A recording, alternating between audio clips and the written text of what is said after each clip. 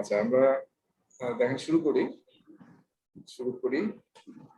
তো আমরা তো লেসন 2 তে ছিলাম, এবং আমরা কিন্তু এখন আসলে যে পড়াশোনাগুলো করব,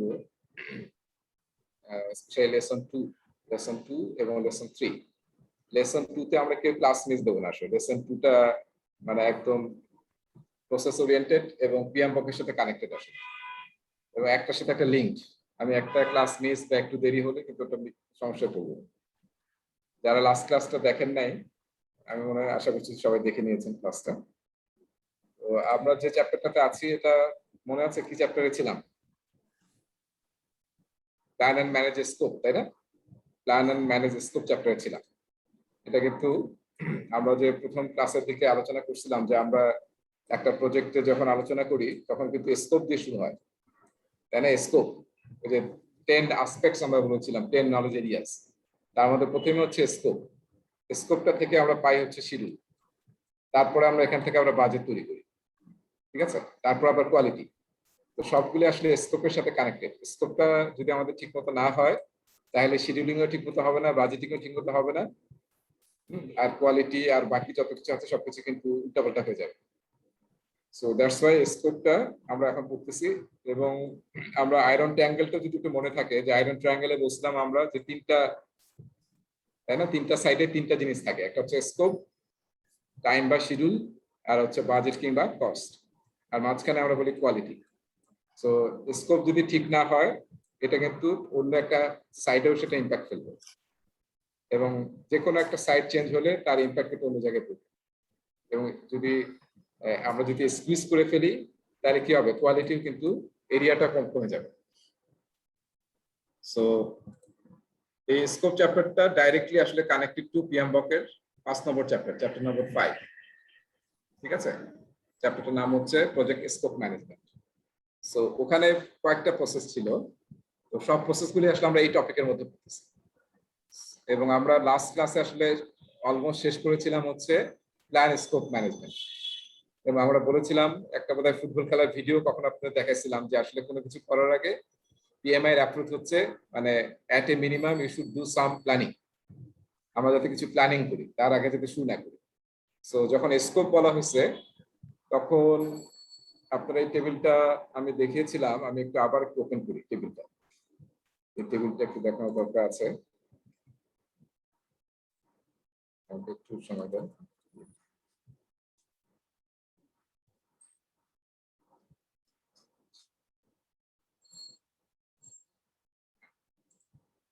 ওকে, আমি এখন যে প্রসেস চ্যাপ্টারে থাকবো, তখন আমি প্রতিবারে আসলে টেবিলটা একটু আপনাদেরকে দেখাবো।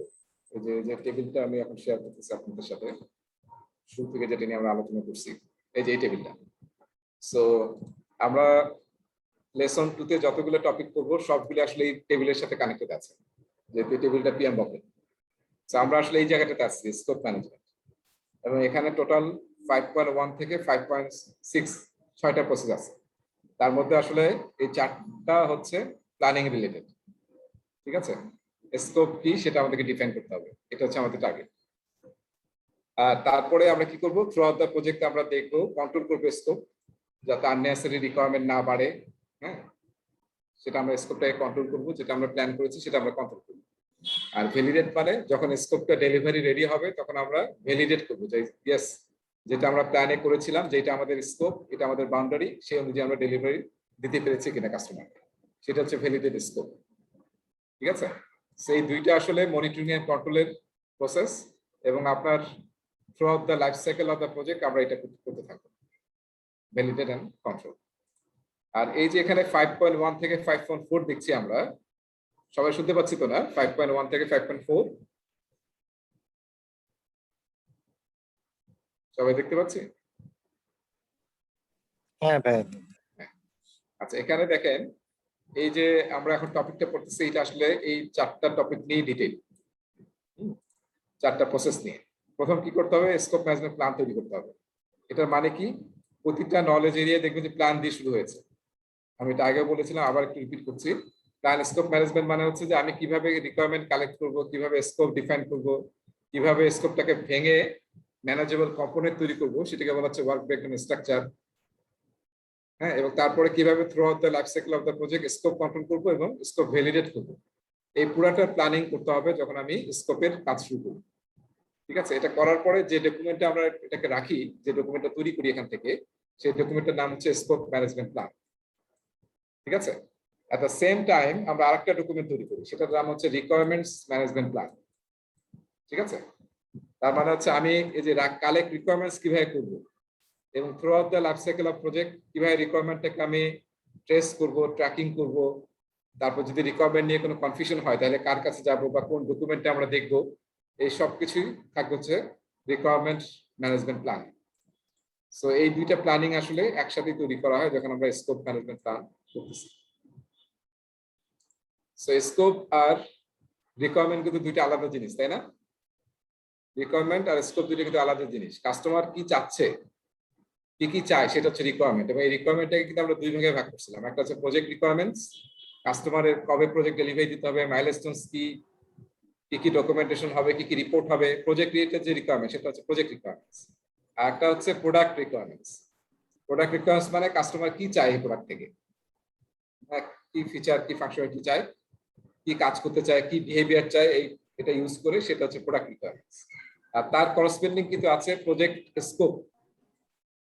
ঠিক আছে, এই রিকোয়ারমেন্ট গুলোকে মিট করার জন্য আমরা প্রজেক্টে যত প্ল্যানিং করব, প্রজেক্টে যত ডকুমেন্টেশন করব, প্রজেক্ট ম্যানেজমেন্ট রিলেটেড যত কাজ করব, সেটাকে বলা হচ্ছে প্রজেক্ট স্কোপ। আর প্রোডাক্ট স্কোপ হচ্ছে কাস্টমার যে প্রোডাক্ট রিলেটেড জিনিসগুলো চাইছে সেটা দেওয়ার জন্য আমাদের যেটা আমরা ডেভেলপ করব, আমাদের আউটপুট বা প্রোডাক্ট, সেটার মধ্যে কি কি ফিচার্স এবং ফাংশনালিটি থাকবে, প্লাস নন ফাংশনাল রিকোয়ারমেন্ট কি কি থাকবে, সব মিলে হচ্ছে প্রজেক্ট প্রোডাক্ট স্কোপ। ঠিক আছে, একটা হচ্ছে প্রোডাক্ট রিলেটেড কথাবার্তা, একটা হচ্ছে প্রজেক্ট রিলেটেড ম্যানেজমেন্ট। সেই দুইটা কিন্তু আমাদের পার্থক্য। সো আমরা প্রথমে করি হচ্ছে কালেক্ট রিকোয়ারমেন্টস। হ্যাঁ, প্রজেক্ট রিকোয়ারমেন্টটা কি আরেকবার বলবেন? প্রোডাক্টটা বুঝলাম, ফিচার ফাংশনস আর নন ফাংশনাল, বাট এটা বাদ দিয়ে প্রজেক্টে থাকতে পারে, একটু এক্সাম্পল দিবেন? হ্যাঁ, প্রজেক্ট রিকোয়ারমেন্ট হচ্ছে আমার মাইলস্টোন আমি এত তারিখে চাই, আমার প্রজেক্টের ডেডলাইন এত, এত মাসের মধ্যে কাজ শেষ করতে হবে। হ্যাঁ, এগুলো হচ্ছে প্রজেক্ট রিকোয়ারমেন্টস। ঠিক আছে, এটা কি রোডম্যাপ বলতে পারবো? হ্যাঁ, রোডম্যাপ হতে পারে, আমার কাস্টমারের রোডম্যাপ, রিলিজ প্ল্যান, এগুলো সবই হচ্ছে আমাদের প্রজেক্ট রিকোয়ারমেন্টস। ঠিক আছে, জি, okay. Project related, directly product related. তবে আমি যেটা ছবিতে দেখাইছিলাম যে আমরা কিন্তু ব্যাপারটা এইরকম, আমি যদি আসলে প্রোডাক্ট রিকোয়ারমেন্ট বা প্রোডাক্ট স্কোপ দুইটা আলাদা ডেফিনেশন আছে, আমরা যদি মানে প্রজেক্টের কাজ করি তাহলে অটোমেটিকলি প্রোডাক্ট ডেলিভারি হবে, তাই না? আর প্রোডাক্টের ডেলিভারি এনশিওর করা মানেই আসলে আমরা প্রজেক্ট ম্যানেজমেন্ট যে করতেছি সেটা আসলে একটা একটার সাথে কানেক্টেড। আর প্রোডাক্টের ফিচার ফাংশনালিটি থেকে আমরা ডিসাইড করি যে আমাদের প্রজেক্ট ম্যানেজমেন্ট কিরকম হবে, প্রজেক্ট রিকোয়ারমেন্ট বা প্রজেক্ট স্কোপ কি হবে, আর প্রজেক্ট স্কোপটা ডেলিভারি দিলেই আমাদের আসলে প্রোডাক্টটা ডেলিভারি হবে। এবং আরেকটা কথা আমি বলেছিলাম যে আমাদের ইন্ডাস্ট্রিতে বা আমাদের আমরা যে কাজ করি প্র্যাকটিক্যালি আসলে কিন্তু আমরা এই দুইটাকে আলাদা করি না জেনারেলি, প্রজেক্ট রিকোয়ারমেন্টস এর ভিতরেই প্রোডাক্ট রিকোয়ারমেন্ট থাকে। ঠিক আছে, সো পিএমআই আসলে আলাদা করেছে, কিন্তু আমরা আসলে দুইটা একসাথেই রাখি, প্রোডাক্টের ফিচারও প্রজেক্ট রিকোয়ারমেন্টের মধ্যে থাকে, প্রজেক্ট স্কোপের মধ্যে থাকে, তার সাথে প্রজেক্ট রিলেটেডও রিকোয়ারমেন্ট গুলো থাকে। আচ্ছা, তাহলে দেখেন আমরা তাহলে প্ল্যান করব, প্ল্যান করার পরে রিকোয়ারমেন্ট কালেক্ট করব। প্রথম হচ্ছে রিকোয়ারমেন্ট কালেক্ট করা, সেটা করার বিভিন্ন টেকনিক আছে, সেই টেকনিকগুলো আমরা আজকে শুরু করব, টেকনিকগুলো দেখা, এবং টেকনিকগুলো থেকে আমরা রিকোয়ারমেন্ট গ্যাদার করার পরে যে ডকুমেন্টটাতে আমরা রিকোয়ারমেন্টকে রাখি সেটা হচ্ছে রিকোয়ারমেন্ট ডকুমেন্টেশন। রিকোয়ারমেন্ট ডকুমেন্টেশন, ঠিক আছে। এরপরে কি করি আমরা, ডিফাইন স্কোপে সেই রিকোয়ারমেন্টকে আমরা রিফাইন করি। ঠিক আছে, রিফাইন করি, আরো কিছু কাজ করি, যেমন প্রোডাক্ট অ্যানালাইসিস করা হয়, অল্টারনেটিভ অ্যানালাইসিস করা হয়। মানে এখন আমার টিম বসে আসলে আমরা টিম বসে ডিসাইড করি যে কাস্টমার যে জিনিসগুলো চাইলো আমাদের কাছে, তাহলে আসলে আমরা কি কি জিনিস প্রোভাইড করলে কাস্টমারের সেই রিকোয়ারমেন্টটা 100% ফুলফিল হবে। তখন আমরা ডিফাইন স্কোপ করি, এবং এই ডিফাইন স্কোপের যে আউটপুটটা তৈরি হয়, ডকুমেন্টটা তৈরি হয়, সেটার নাম হচ্ছে প্রজেক্ট স্কোপ স্টেটমেন্ট। সবাই মানে আমি জাস্ট একটা ব্রিফ দিচ্ছি, পরে ভিতরে সবকিছু আছে আবার। ঠিক আছে, প্রজেক্ট স্কোপ স্টেটমেন্ট, যেটাকে আমরা অনেক সময় SOW বলি, স্কোপ অফ ওয়ার্ক। স্কোপ স্টেটমেন্টটা কিন্তু মেইন ডকুমেন্ট আসলে, এটার উপরেই বেস করে আমরা কাজ করি। ঠিক আছে, আর এই পুরো স্কোপটাকে প্রজেক্টে যত কাজ আছে সবগুলোকে আমরা একবারে তো করা যায় না, সেজন্য আমরা কি করি, ছোট স্মল কম্পোনেন্ট তৈরি করি, সেটাকে বলা হয় WBS, create WBS, work breakdown structure. ঠিক আছে, সো লেটস সি, এখন আমরা মেইন প্রেজেন্টেশন স্লাইডে যাই।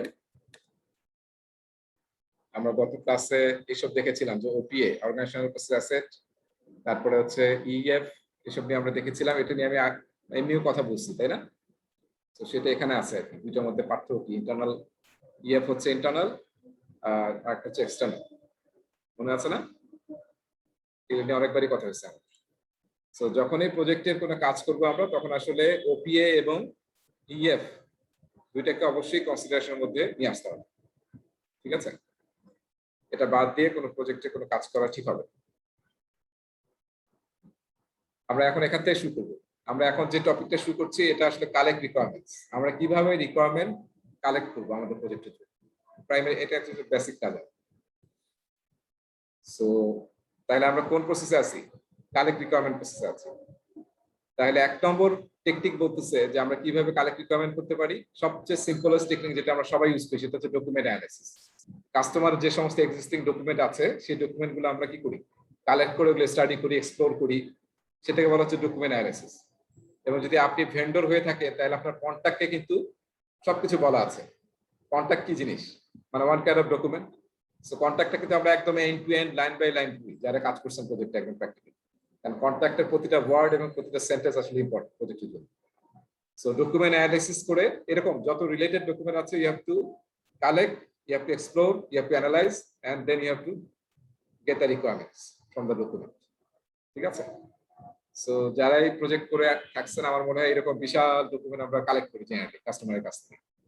সো সেটা বিজনেস প্ল্যান হতে পারে, service agreements, marketing materials, current process diagrams. যারা ইআরপি টিআরপি নিয়ে কাজ করছেন প্রথমেই কাজ হচ্ছে বিজনেস অ্যাজ ইজ ঠিক করা, তাই না? বের করা যায় বাট নাও বিজনেস অ্যাজ ইজটা কি আছে সেই অনুযায়ী আমরা তারপর ডিসাইড করি তার টু বি কি হবে। সো অ্যাজ ইজটা আগে আইডেন্টিফাই করি, তারপর টু বি কি হবে সেটা আমরা আবার প্রপোজ করি। তারপর অ্যাপ্লিকেশন সফটওয়্যার ডকুমেন্টেশন, আমরা যে সফটওয়্যার বানাবো, যে প্রোডাক্ট বানাবো সেটার আবার ডকুমেন্টেশন, সেটাও একটা ডকুমেন্টের ক্যাটাগরির মধ্যে পড়ে। এক্সিস্টিং সিস্টেম এবং প্রপোজ সিস্টেম আলাদাভাবে আমরা রিপ্রেজেন্ট। হ্যাঁ, ঠিক আছে, as is and to be, হ্যাঁ আমরা এটাকে বলি as is analysis R to be analysis। আচ্ছা, এরপরে সেকেন্ড টেকনিক, আমরা এখানে অনেকগুলো টেকনিক দেখবো, প্রায় বোধহয় 10টারও বেশি টেকনিক আছে। এটা একটা জিনিস আমরা মনে রাখি, আমরা টেইলরিং করছিলাম না, টেইলরিং। জি রাজু আহমেদ, রাজু ভাই শুনতে পাচ্ছেন তো না? জি ভাইয়া।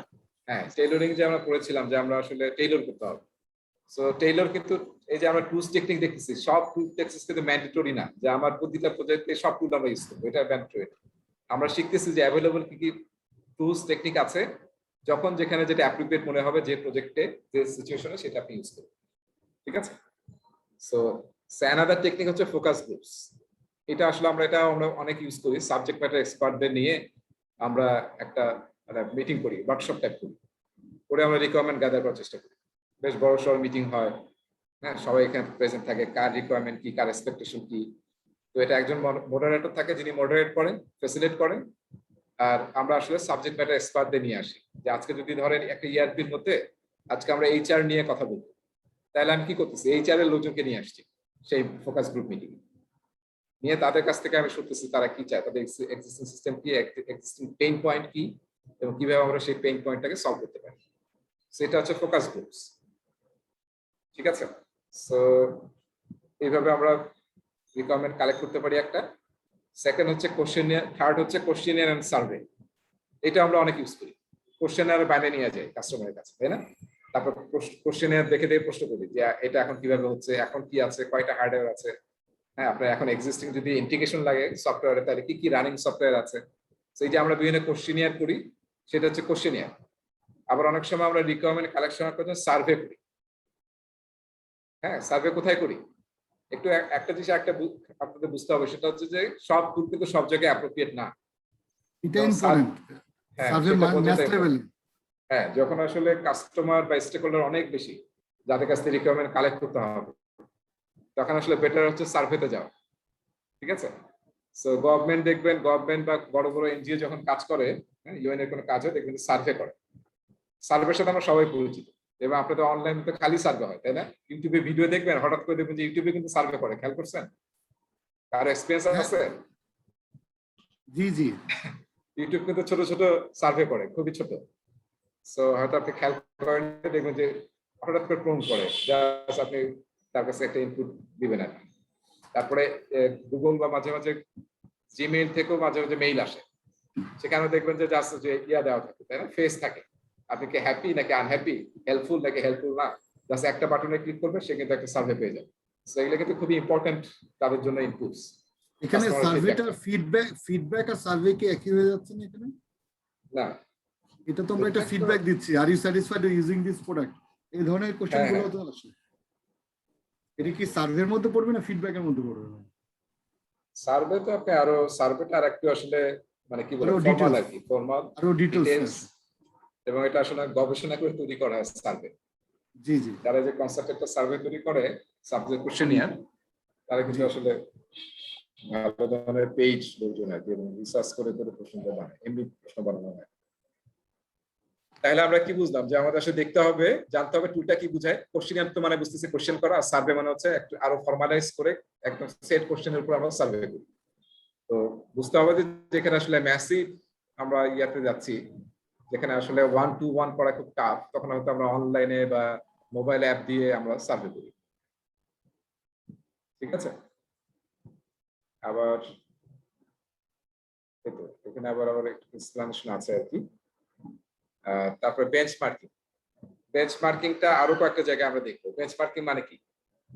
ধরেন আমরা কোনো একটা প্রোডাক্ট বানাতে যাচ্ছি, সেই প্রোডাক্টটা অলরেডি মার্কেটে আছে, তাহলে আমরা কি করতে পারি? ইজিলি সেই প্রোডাক্টটাকে বেঞ্চমার্ক ধরে আমরা কিন্তু আমাদের প্রোডাক্টের criteria, characteristic, feature, functionality decide করতে পারি। সেগুলোকে বলা হচ্ছে বেঞ্চমার্কিং। ঠিক আছে? যেমন এই যে দেখবেন না, যে এখন দেখবেন যে কি বলে ওটাকে, এমআই এর নাম কি যেন আরেকটা মোবাইলের, কি আউট হয়ে যাচ্ছে বারবার নাকি?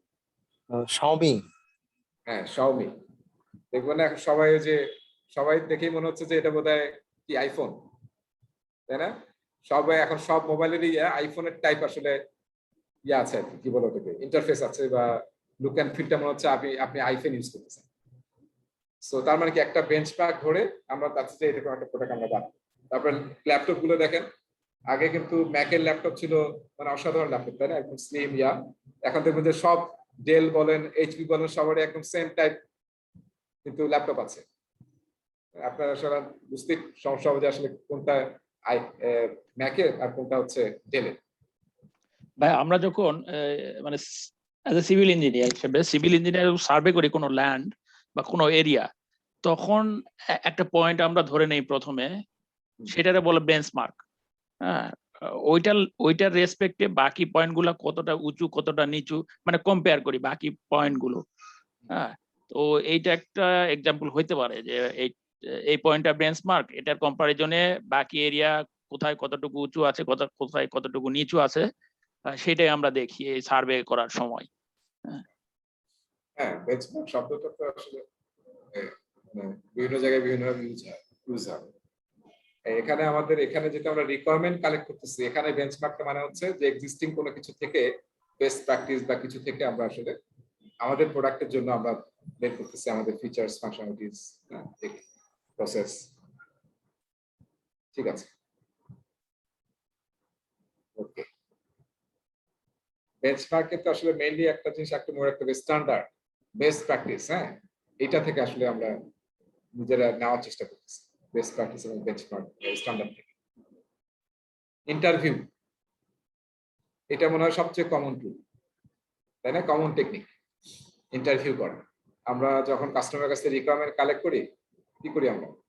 দুইজন কথা বলতেছি বা কোনো প্রশ্ন করতেছি, এবং এটা কি হয়, এই ইন্টারভিউটা আমরা অনেক সময় দেখা যায় আমি একা গিয়ে অনেক কাস্টমারের সাথে কথা বলছি, তাই না? অনেক কাস্টমার, 1 to many হয়, আবার অনেক সময় many to 1 হয়, আমরা কয়েকজন গিয়ে একজন কাস্টমারের সাথে কথা বলছি, বা many to many হয়। সো ইন্টারভিউ মানে হচ্ছে এনি টাইপ অফ ফর্মাল বা ইনফর্মাল কোশ্চেন, মানে আপনি কথা বলতেছেন যাতে রিকোয়ারমেন্টটা এলিসিট করা। এলিসিট মানে কি, মানে টেনে বের করা আর কি, যে আপনি যাতে এটাকে এলিসিট করতে পারেন কাস্টমারের কাছ থেকে। সো ইন্টারভিউ সবচেয়ে কমন টুল। আমাদের প্রথম কাজ হচ্ছে কাস্টমারের সাথে কথা বলা।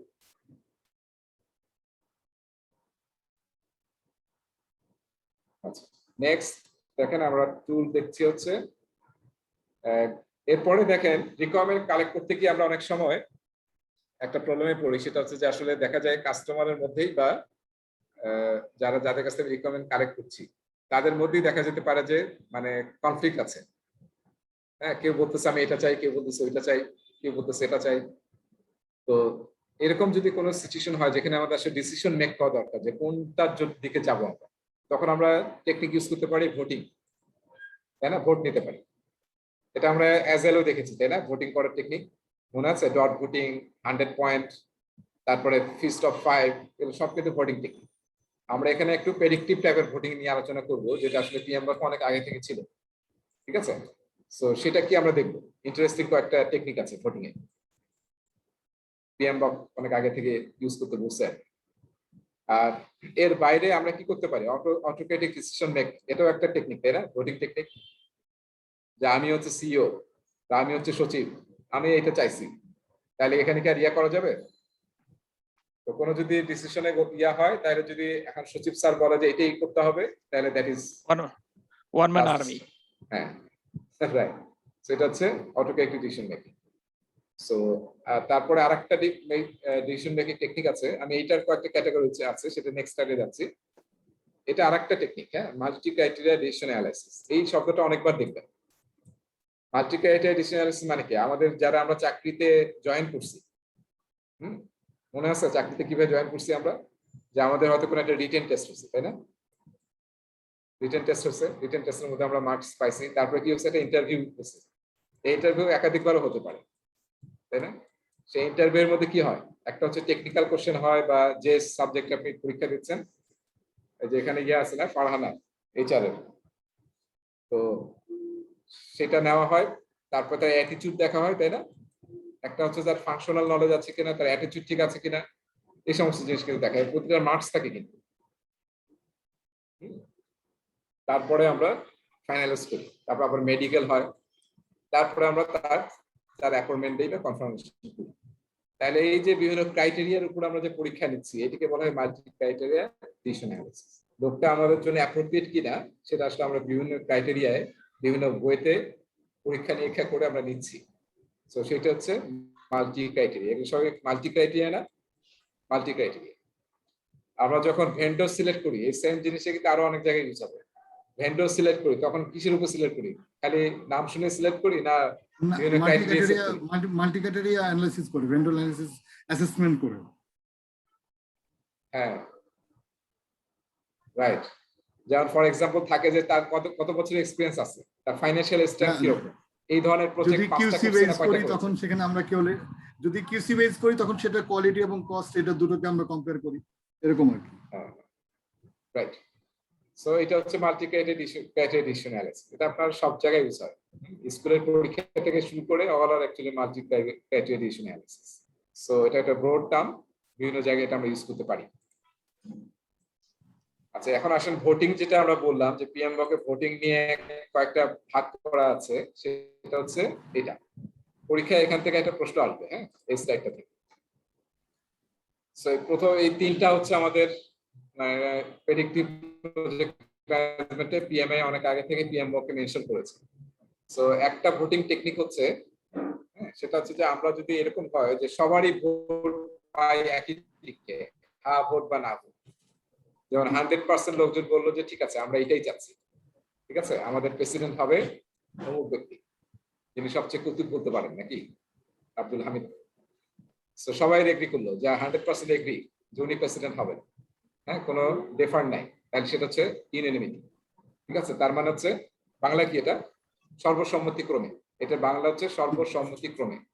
তার মানে 100% যদি আপনি ভোট পেয়ে যান, কোনো একটা ডিসিশনের ব্যাপারে কোনো কনফ্লিক্ট নাই, কোনো ডেফার্ড নাই, তাহলে হচ্ছে আপনার সেটা হচ্ছে ইউনানিমিটি, ঠিক আছে।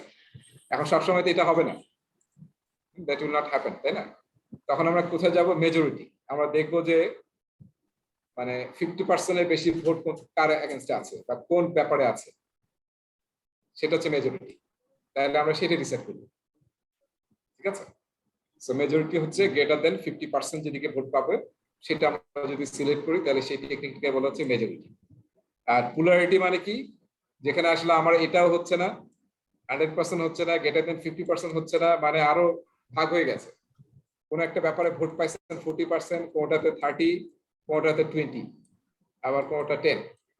তাহলে একটাও কিন্তু 50% হয় নাই, আবার 100% তো হয়নি। তাহলে কোনটা নেব? যেটাতে সবচেয়ে পোলারিটি, সবচেয়ে বেশি ভোট করছে, সেটা আমরা ডিসাইড করব। ঠিক আছে? সেটা হচ্ছে পোলারিটি। সো এখানে একটা বলছে use this method when more than 2 options are nominated।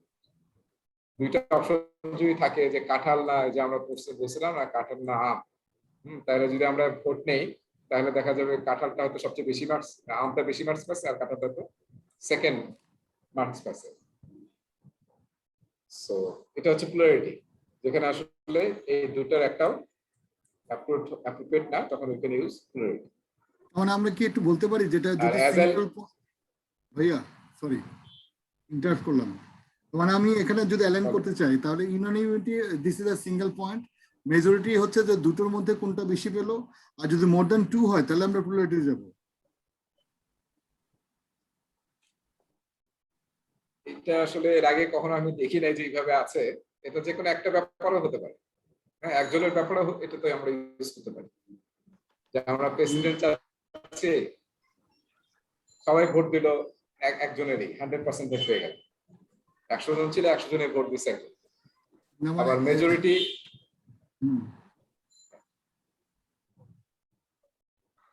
না মানে আমার কাছে হতে পারে। মেজরিটিটাকে একই রকম মনে হচ্ছে, কারণ আমাদের 3টা অপশন থাকে, তো যে কোনো একটা 50% বেশি হতেই পারে, অন্যগুলো আর 3টা মিলে 50% কম হতে পারে, তাই না? মানে মেজরিটিতে এখানে তো 3টা মিলে না, এখানে মেজরিটি বলতে আমরা এখানে যে 11 জন আছি, 11 জনের মধ্যে যদি 6 জন একদিকে ভোট দেয় সেটা 50% এর বেশি, দ্যাট মিনস মেজরিটি। আর পোলারিটি বলতে 100% এবং 50% এর মাঝামাঝিও বোঝায়। যেমন লার্জেস্ট একটা ব্লক, যেটা লার্জেস্ট ব্লক হয়তো 7 জন বা 8 জন, যেটা 100% হয় নাই বাট 50% পার হয়ে গেছে, সেটা হলো পোলারিটি। হ্যাঁ, লার্জেস্ট আচ্ছা, ব্লক। ওকে ওকে, লার্জেস্ট ব্লক। বুঝতে পারছি, ওকে ওকে গট ইট। ঠিক আছে। আর আচ্ছা, অ্যাজাইলে তো আমরা এটা আগে দেখছি। অ্যাজাইলে আমরা দেখেছি ফিস্ট অফ 5 ইউজ করতে পারি আমরা, থামস আপ, থামস ডাউন, এগুলো করতে পারি। এগুলো টেকনিক হচ্ছে ভোটিং অ্যাজাইলে, আমরা পড়েছি এগুলো। জি ভাইয়া পড়েছি। আচ্ছা, এরপর আসেন ডাটা রিপ্রেজেন্টেশন। ডাটা রিপ্রেজেন্টেশন তার মানে আমরা ডাটাকে, যে কালেক্ট রিকোয়ারমেন্ট গ্যাদার করছি না আমরা, এখন আমাদের কিন্তু আমরা যখনই কোনো রিপ্রেজেন্টেশন শব্দ দেখবো, ডাটা রিপ্রেজেন্টেশন, তার মধ্যে আসলে এই দুইটা সাব ক্যাটাগরি। রিপ্রেজেন্টেশন মানে হচ্ছে গ্রাফিক্যাল কিছু থাকবে, প্রেজেন্টেশন থাকবে। সো এখানে দুইটা টেকনিক মানে সবচেয়ে ইউজ হয়, সেই দুইটা টেকনিকের কথা বলা আছে এখানে। একটা হচ্ছে মাইন্ড ম্যাপিং, আমরা খুব ইউজ করি মাইন্ড ম্যাপিং। যখন কোনো নতুন আইডিয়া জেনারেট করি বা কোনো একটা প্রোডাক্ট নিয়ে আমরা অ্যানালাইসিস করতেছি, তখন আমরা মাইন্ড ম্যাপ ইউজ করি। মাইন্ড ম্যাপ মানে কি? মানে আইডিয়াটা মাঝখানে রেখে আমরা আইডিয়াটাকে এক্সপ্যান্ড করি। যেমন যদি আমরা একটা লাইব্রেরি বানাতে চাই, বইয়ের লাইব্রেরি, তাহলে আমাদের মেইন থিমটা কি? আমরা লাইব্রেরি বানাতে চাই। এখন আমরা যদি এটাকে এক্সপ্যান্ড করতে চাই, হ্যাঁ, মাইন্ড ম্যাপ ইউজ করে, তাহলে কি হবে? মাঝখানে এটা আঁকতে হবে, তারপর আমরা একটা ব্রাঞ্চ আর্ট করতেছি। মাইন্ড ম্যাপে গেলে কি বলে? ব্রাঞ্চ। এটা হচ্ছে রুট, ব্রাঞ্চ আর্ট করতেছে। এখানে কি হলো? ধরেন এখানে হচ্ছে যে এখানে আমাদের ইয়া থাকবে, ফিকশন বই থাকবে, ফিকশন একটা থাকবে, ফিকশন কর্নার একটা থাকবে, নন ফিকশন কর্নার একটা থাকবে, ম্যাগাজিন কর্নার আবার একটা থাকবে হচ্ছে কিডসদের কর্নার। ঠিক আছে? এখন আবার এই ম্যাগাজিনের মধ্যে হয়তো আপনি বা ম্যাগাজিনের মধ্যে বা ফিকশনের মধ্যে যদি আমরা আরো ব্রাঞ্চ আউট করি, কি হতে পারে? যেমন আমাদের পশ্চিম বাংলা, তাই না, ওয়েস্ট বেঙ্গলের ফিকশন গল্প হতে পারে, বাংলাদেশের হতে পারে, ইন্টারন্যাশনাল হতে পারে। ঠিক আছে? এই যে আমরা যত একটা ব্রাঞ্চ থেকে আরো ডিপে যাচ্ছি, তখন কি হচ্ছে? আরো কিন্তু আইডিয়াটা এক্সপ্যান্ড হচ্ছে। ঠিক আছে? সো এটা হচ্ছে মাইন্ড ম্যাপিং। আমরা এইভাবে ড্র করে কিন্তু পুরো প্রজেক্টটাকে ম্যাপ করে ফেলতে পারি। যে আমরা, এবং এইভাবে যদি আপনি প্রতিটাকে ব্রাঞ্চ আউট করতে থাকেন, এটাকে আরো ব্রাঞ্চ আউট করেন, একটা ব্রাঞ্চের যত গভীরে যাব আমরা, তত আসলে ডিটেইল হবে আরো। ঠিক আছে? সো এটা হচ্ছে মাইন্ড ম্যাপিং। এটা কিন্তু অনেক টুল আছে, মাইন্ড ম্যাপিং দিয়ে সার্চ দিলেই পাবেন, অনেক টুল অনলাইনেও আছে যেটা আপনি এইভাবে ইউজ করতে পারেন। মাইক্রোসফট ভিজিওর মধ্যেও আছে, রিসেন্ট মাইক্রোসফট ভিজিওর মধ্যেও আপনি মাইন্ড ম্যাপিং তৈরি করতে পারবেন। মাঝখানে ব্রেন হিসেবে দেখায়, তারপরে চাইল্ড হিসেবে দেখে, আবার এটাকে যখন ভাগ করবেন সেটা আবার ব্রাঞ্চ আউট হবে। এটা যদি আবার ব্রেকডাউন করেন তাহলে আরো এক্সপান্ড হবে, এইভাবে তৈরি করা যায়। সেটা হচ্ছে মাইন্ড ম্যাপিং। আর তাহলে আমরা রিকোয়ারমেন্ট গুলোকে মাইন্ড ম্যাপ করতে পারি। অনেক সময় মাইন্ড ম্যাপটা আসলে ইউজ হয় মেইনলি যখন আমরা নতুন কোনো প্রোডাক্ট, নতুন কোনো আইডিয়া জেনারেট করি, ব্রেন স্টর্মিং, তখন আমরা এটা আসলে সবচেয়ে বেশি ইউজ করা হয়। আমাদের মাইন্ডটাকে আমরা ম্যাপ করি। ম্যাপ মানে কি? গ্রাফিক্যালি প্রেজেন্ট করি। একটা হচ্ছে অ্যাফিনিটি ডায়াগ্রাম। অ্যাফিনিটি মানে কি? I am affinated to him or her. Affinated মানে কি? আসক্তি। আমরা যদি যে রিকোয়ারমেন্টগুলোকে পেলাম সেটাকে যদি আমরা ক্যাটাগরাইজ করি, ক্যাটাগরি করে যদি সাজাই, যেটা যে ক্যাটাগরি, যেমন আমাদের এটা ধরেন হার্ডওয়্যার, এটা ধরেন সফটওয়্যার, এটা ধরেন নেটওয়ার্ক। এখন হার্ডওয়্যার রিলেটেড যা যা আছে, যে আমার কি কি লাগবে, আমার ল্যাপটপ লাগবে 50টা, আমার পিসি লাগবে 100টা, হ্যাঁ ঠিক আছে, আমার মডেম লাগবে এতটা, এগুলো আপনি হার্ডওয়্যার ক্যাটাগরির মধ্যে রাখলেন। সফটওয়্যারে আবার এরকম অনেকগুলো আসলো, ক্যাটাগরি করে রাখলেন, সফটওয়্যার ক্যাটাগরির মধ্যেই করবেন। তারপরে আপনার নেটওয়ার্কের মধ্যে কি কি আছে, নেটওয়ার্ক সুইচ, রাউটার্স, এসব সবকিছু আপনি ক্যাটাগরি করে যদি সাজান গ্রাফিক্যালি, সেটাকে বলা হচ্ছে অ্যাফিনিটি ডায়াগ্রাম। ঠিক আছে, তার মানে কি? এই কয়েকটা requirement affinated to this category, these three requirements is affiliated to this category of requirements. বুঝতে পারছি?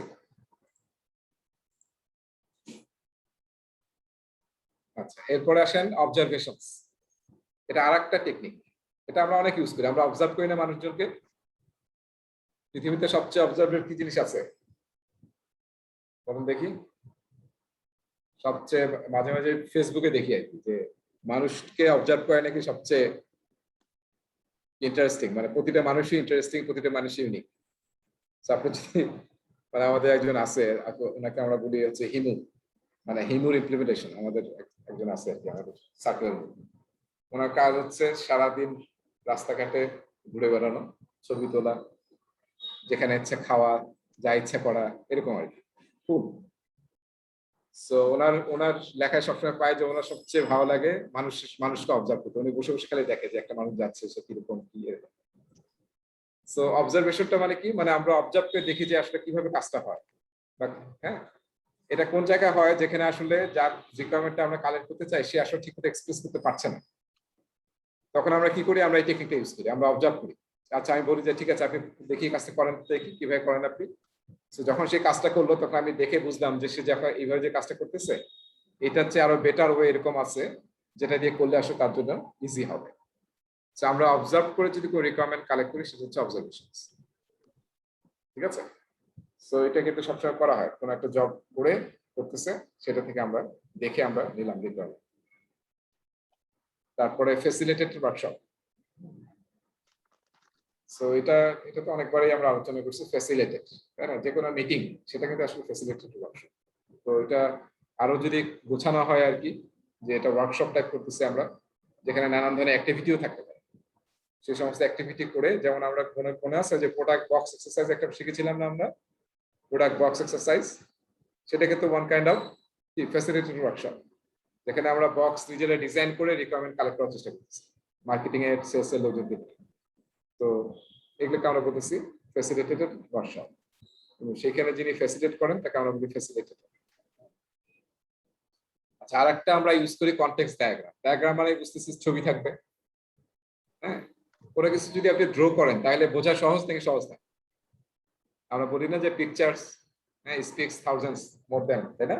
টেক্সটের চেয়ে থাউজেন্ডস টাইম বেটার আসলে বোঝা যায় যদি আপনি ছবি আঁকেন।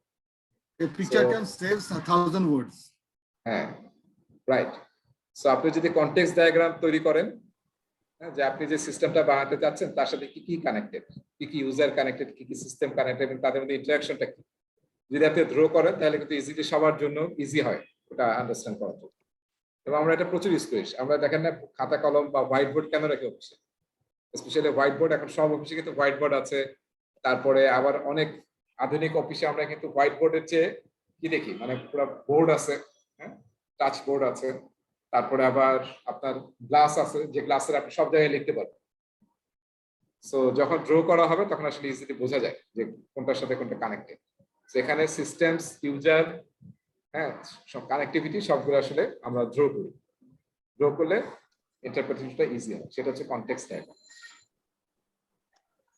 আর আরেকটা আমরা ইউজ করি স্টোরি বোর্ডিং। এটা এখন আধুনিক কম্পিউটার, হ্যাঁ, কম্পিউটার এবং যে টেকনোলজির আপডেটের কারণে আমরা ভিজুয়াল, ইমেজ এসব ইউজ করে আমরা কিন্তু কি করি, প্রোটোটাইপ তৈরি করি এক ধরনের। যেমন এটা সবচেয়ে বেশি ইউজ হয় সিনেমেটোগ্রাফিতে। আপনারা তো জানেন যে সত্যজিৎ রায় যখন কোন ছবির স্ন্যাপ নিতেন, তার আগে উনি নিজে হাতে ড্র করে ফেলতেন স্ন্যাপটা কি হবে। যে রান্নাঘরে যে কি যেন পরিহরণ নাকি করছেন না, যে অপু দুর্গা, জি জি, ওটা হচ্ছে পথের পাঁচালী। পথের পাঁচালী। ওখানে কিন্তু যে কে কোথায় বসে থাকবে রান্নাঘরে, হ্যাঁ, উনি ড্র করছেন। এটা কিন্তু আছে, আবার দেখবেন যে পাবেন ইউটিউবে সার্চ করে। না সেই শুধু অনুযায়ী সেটা না, হ্যাঁ, সিনটা অপুর তৈরি করা ক্যারেক্টারটা হয়েছে। তিনি ড্র করেছিলেন, অপুর ক্যারেক্টার নিজে আগে ড্র করেছিলেন, তারপরে ওনাদের টিমকে দিয়েছিলেন যে এই ধরনের একটা ক্যারেক্টারের, এই ধরনের একটা চরিত্রকে খুঁজে নিয়ে আসো। খুঁজে নিয়ে আসে। He did it by himself. হ্যাঁ, সো ভিজুয়ালস এবং ইমেজ তৈরি করে যদি আপনি, হ্যাঁ, কোনো প্রোটোটাইপ তৈরি করেন কাস্টমারকে বোঝানোর জন্য বা কাস্টমার্স রিকোয়ারমেন্ট বোঝার জন্য, সেটাকে আমরা বলি স্টোরি বোর্ডিং। ঠিক আছে, কোন কাইন্ড অফ প্রোটোটাইপিং আর স্যাম্পল তৈরি করা, ছবি এঁকে এঁকে, ভিজুয়াল থাকতে হবে, ভিজুয়াল এবং ইমেজ থাকতে হবে, টেক্সট না। প্রোটোটাইপিং, প্রোটোটাইপিং মানে হচ্ছে স্যাম্পল তৈরি করা, প্রোটোটাইপ তৈরি করা, হ্যাঁ, নট মানে একটা মডেল টাইপ তৈরি করা, নট ফুল ফাংশনাল, জাস্ট একটা মডেল ইউজ করা বা একটা স্যাম্পল তৈরি করা। আমরা এটা আইটিতে খুব ইউজ করা হয় প্রোটোটাইপ তৈরি করা, কনস্ট্রাকশন ইঞ্জিনিয়ারিং ইউজ করা হয়। যে যেমন যে আমাদের যে কনস্ট্রাকশন হয় বড় বড় প্রজেক্টে, সেখানে কিন্তু দেখা যায় চায়নায় কোনো একটা অর্ডার দেওয়া হয়েছে, যেখানে মানে এই জিনিসটা ওখান থেকে তৈরি হয়ে আসবে। আমাদের দেশের মানে সরকারি লোকজন কিন্তু জানে এটা ভিজিট করতে, যে আসলে সেরকম তৈরি হচ্ছে কিনা, স্যাম্পলটা ঠিক আছে কিনা, প্রোটোটাইপটা ঠিক আছে কিনা।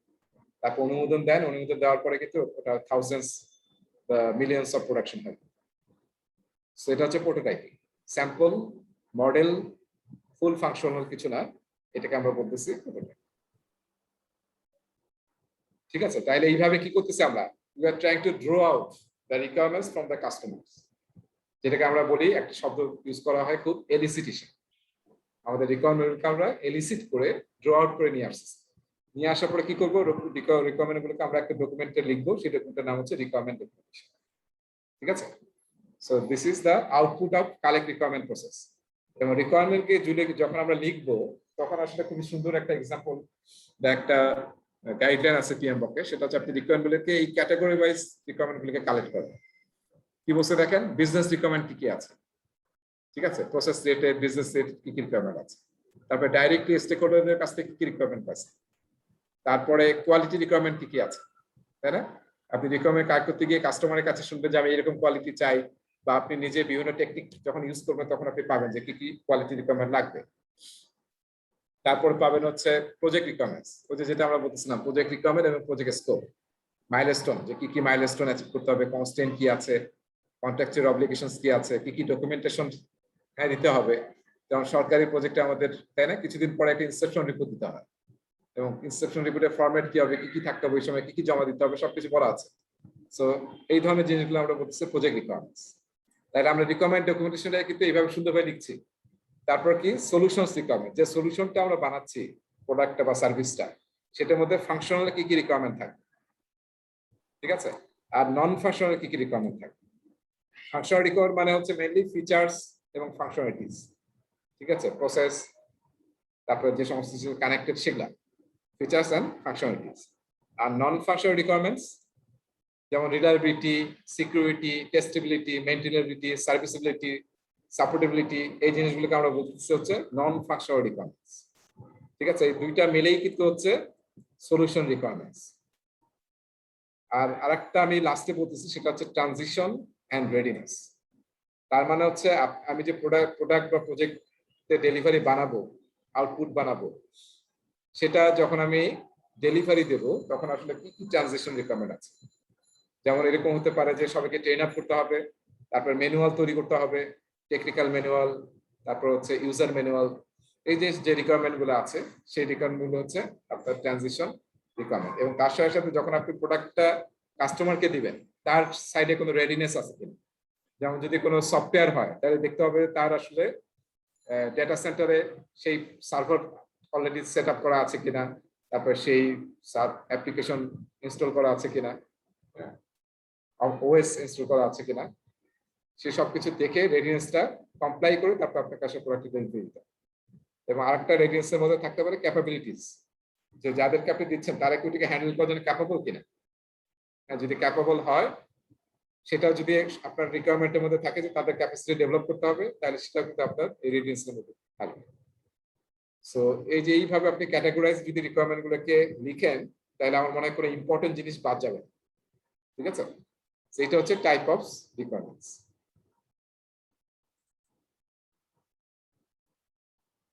আচ্ছা, এখানে আমার একটা অভিজ্ঞতা বলি, ট্রানজিশন রিকোয়ারমেন্টস। হ্যাঁ, অনেক সময় দেখা যায় যে আমরা ট্রানজিশন কাদেরকে করি, প্রজেক্ট যখন তৈরি হয়ে যায়, যদি একটা বড় অর্গানাইজেশন হয়, দেখা যায় যে একটা থাকে হচ্ছে প্রজেক্ট টিম বা ডেভেলপমেন্ট টিম, তারা আসলে প্রোডাক্টটা দেয় হচ্ছে অপারেশন টিমের কাছে।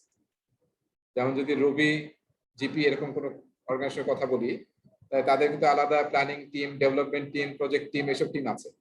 এদের কাজ হচ্ছে প্রোডাক্ট তৈরি করা, করে কে চালাবে এটা, অপারেশন টিম চালাবে, তাদের একটা ডিপার্টমেন্ট। তো এই যে আমরা যখন এই যে রিকোয়ারমেন্ট গ্যাদার করছি, তাদের কাছে যদি তাদেরকে ইনভলভ না করে, হ্যাঁ তাদেরকে ইনভলভ করতে হবে কিন্তু, যে তাদের ট্রানজিশন রিকোয়ারমেন্ট কি, তাদের কি কি রেডিনেস লাগবে, তাদেরকে যদি ইনভলভ না করি তাহলে কিন্তু দেখা যাবে project is ready but nobody is taking delivery, nobody is taking ownership. So যাকে যে জায়গায় ইনভলভ করতে হবে, প্লিজ ডু ইট। আর আমরা বলতেছিলাম নন ফাংশনাল রিকোয়ারমেন্টস, একটা এক্সাম্পল দেওয়া আছে। অ্যাভেলেবিলিটি, আমরা বলি না যে 99.9% অ্যাভেলেবিলিটি থাকতে হবে। So this are non functional requirements. Capacity, continuity, একটা সার্ভার যদি ডাউন হয়ে যায় যাতে ইমিডিয়েটলি একটা সার্ভার আপ হয়, তারপরে সিকিউরিটি যদি কোনো ব্রিচ না হয়। So this are the non functional requirements. এটা কিন্তু খুব ইম্পর্টেন্ট। আমরা অনেক সময় শুধু ফাংশনাল রিকোয়ারমেন্টে ফোকাস থাকি, নন ফাংশনাল রিকোয়ারমেন্টস কখনো কাস্টমার নর্মালি বলে না। অনেক সময় বলা থাকে ডকুমেন্টে, কিন্তু অনেক নর্মাল কাস্টমার কিন্তু বলতে পারবে না যে নন ফাংশনাল রিকোয়ারমেন্ট কি কি হওয়া উচিত আসলে। তো এগুলোকে কিন্তু আপনার টিমকে পয়েন্ট আউট করতে হবে যে আসলে কি কি জিনিস না হলে, হ্যাঁ আসলে প্রোডাক্টটা ঠিক মতো রানই করবেন। যেমন আপনি একটা খুব চমৎকার গেম বানালেন, হ্যাঁ সব ফিচার ফাংশনালিটি যেটা কাস্টমার চাইছে সেরকম একটা আপনি গেম বানালেন। এই কোভিড এর মধ্যে সবচেয়ে কোন অ্যাপ্লিকেশনটা সবচেয়ে বেশি চলছে, কোন টাইপের অ্যাপ্লিকেশন এই কোভিড এর মধ্যে? জুম না, এই যে মানে মোবাইল অ্যাপ, যেটা যে খালি ফেসবুক থেকে শুরু করে সব জায়গায় অ্যাড পাই, সেটা হচ্ছে শরীর টিকটক অ্যাপ, তাই না? আর না, ফেসবুকে আজকে ঢুকলে দেখবেন যে আপনার কিভাবে এক্সারসাইজ করতে হবে, কিভাবে যোগা করতে হবে। ও আচ্ছা আচ্ছা। হ্যাঁ, এই ধরনের অ্যাপ মনে হয় একদম বুমিং। ঠিক আছে, কারণ মানুষ মানে শরীর নিয়ে কিভাবে, বাসায় থেকে কিভাবে সে ফিট থাকবে। সো ভাই একটা কোশ্চেন ছিল। বলেন। আচ্ছা, এই নন টেকনিক্যাল যে রিকোয়ারমেন্টস গুলো, সেগুলো কি আমরা কালেক্ট করব মানে আমাদের প্রজেক্টের জন্য ক্লায়েন্ট বা কাস্টমার কাছ থেকে, নাকি আমরা কাস্টমারকে আমরা সাজেস্ট করব যে এই ধরনের রিকোয়ারমেন্ট গুলো মানে এটা করার জন্য তাদের রেডিনেস যেটা বললেন, তো তাদের যেটা থাকবে আমরা যেটা তাদেরকে সাজেস্ট করব, ওটাকে আমরা কি বলবো বা কিভাবে এটাকে নোট করব? হ্যাঁ, এগুলো তো আপনার যে আপনি যখন স্কোপিং করতেছেন তখন আপনার এই জিনিসগুলোকে অ্যাড হবে যখন আমরা স্কোপ করবো ফাইনাল। তখন তো আপনি যেগুলো বুঝতেছেন যে এগুলো ছাড়া হবেই না, কাস্টমার তো এগুলো বলতে পারবে না, কারণ সেটা টেকনিক্যাল গাইড।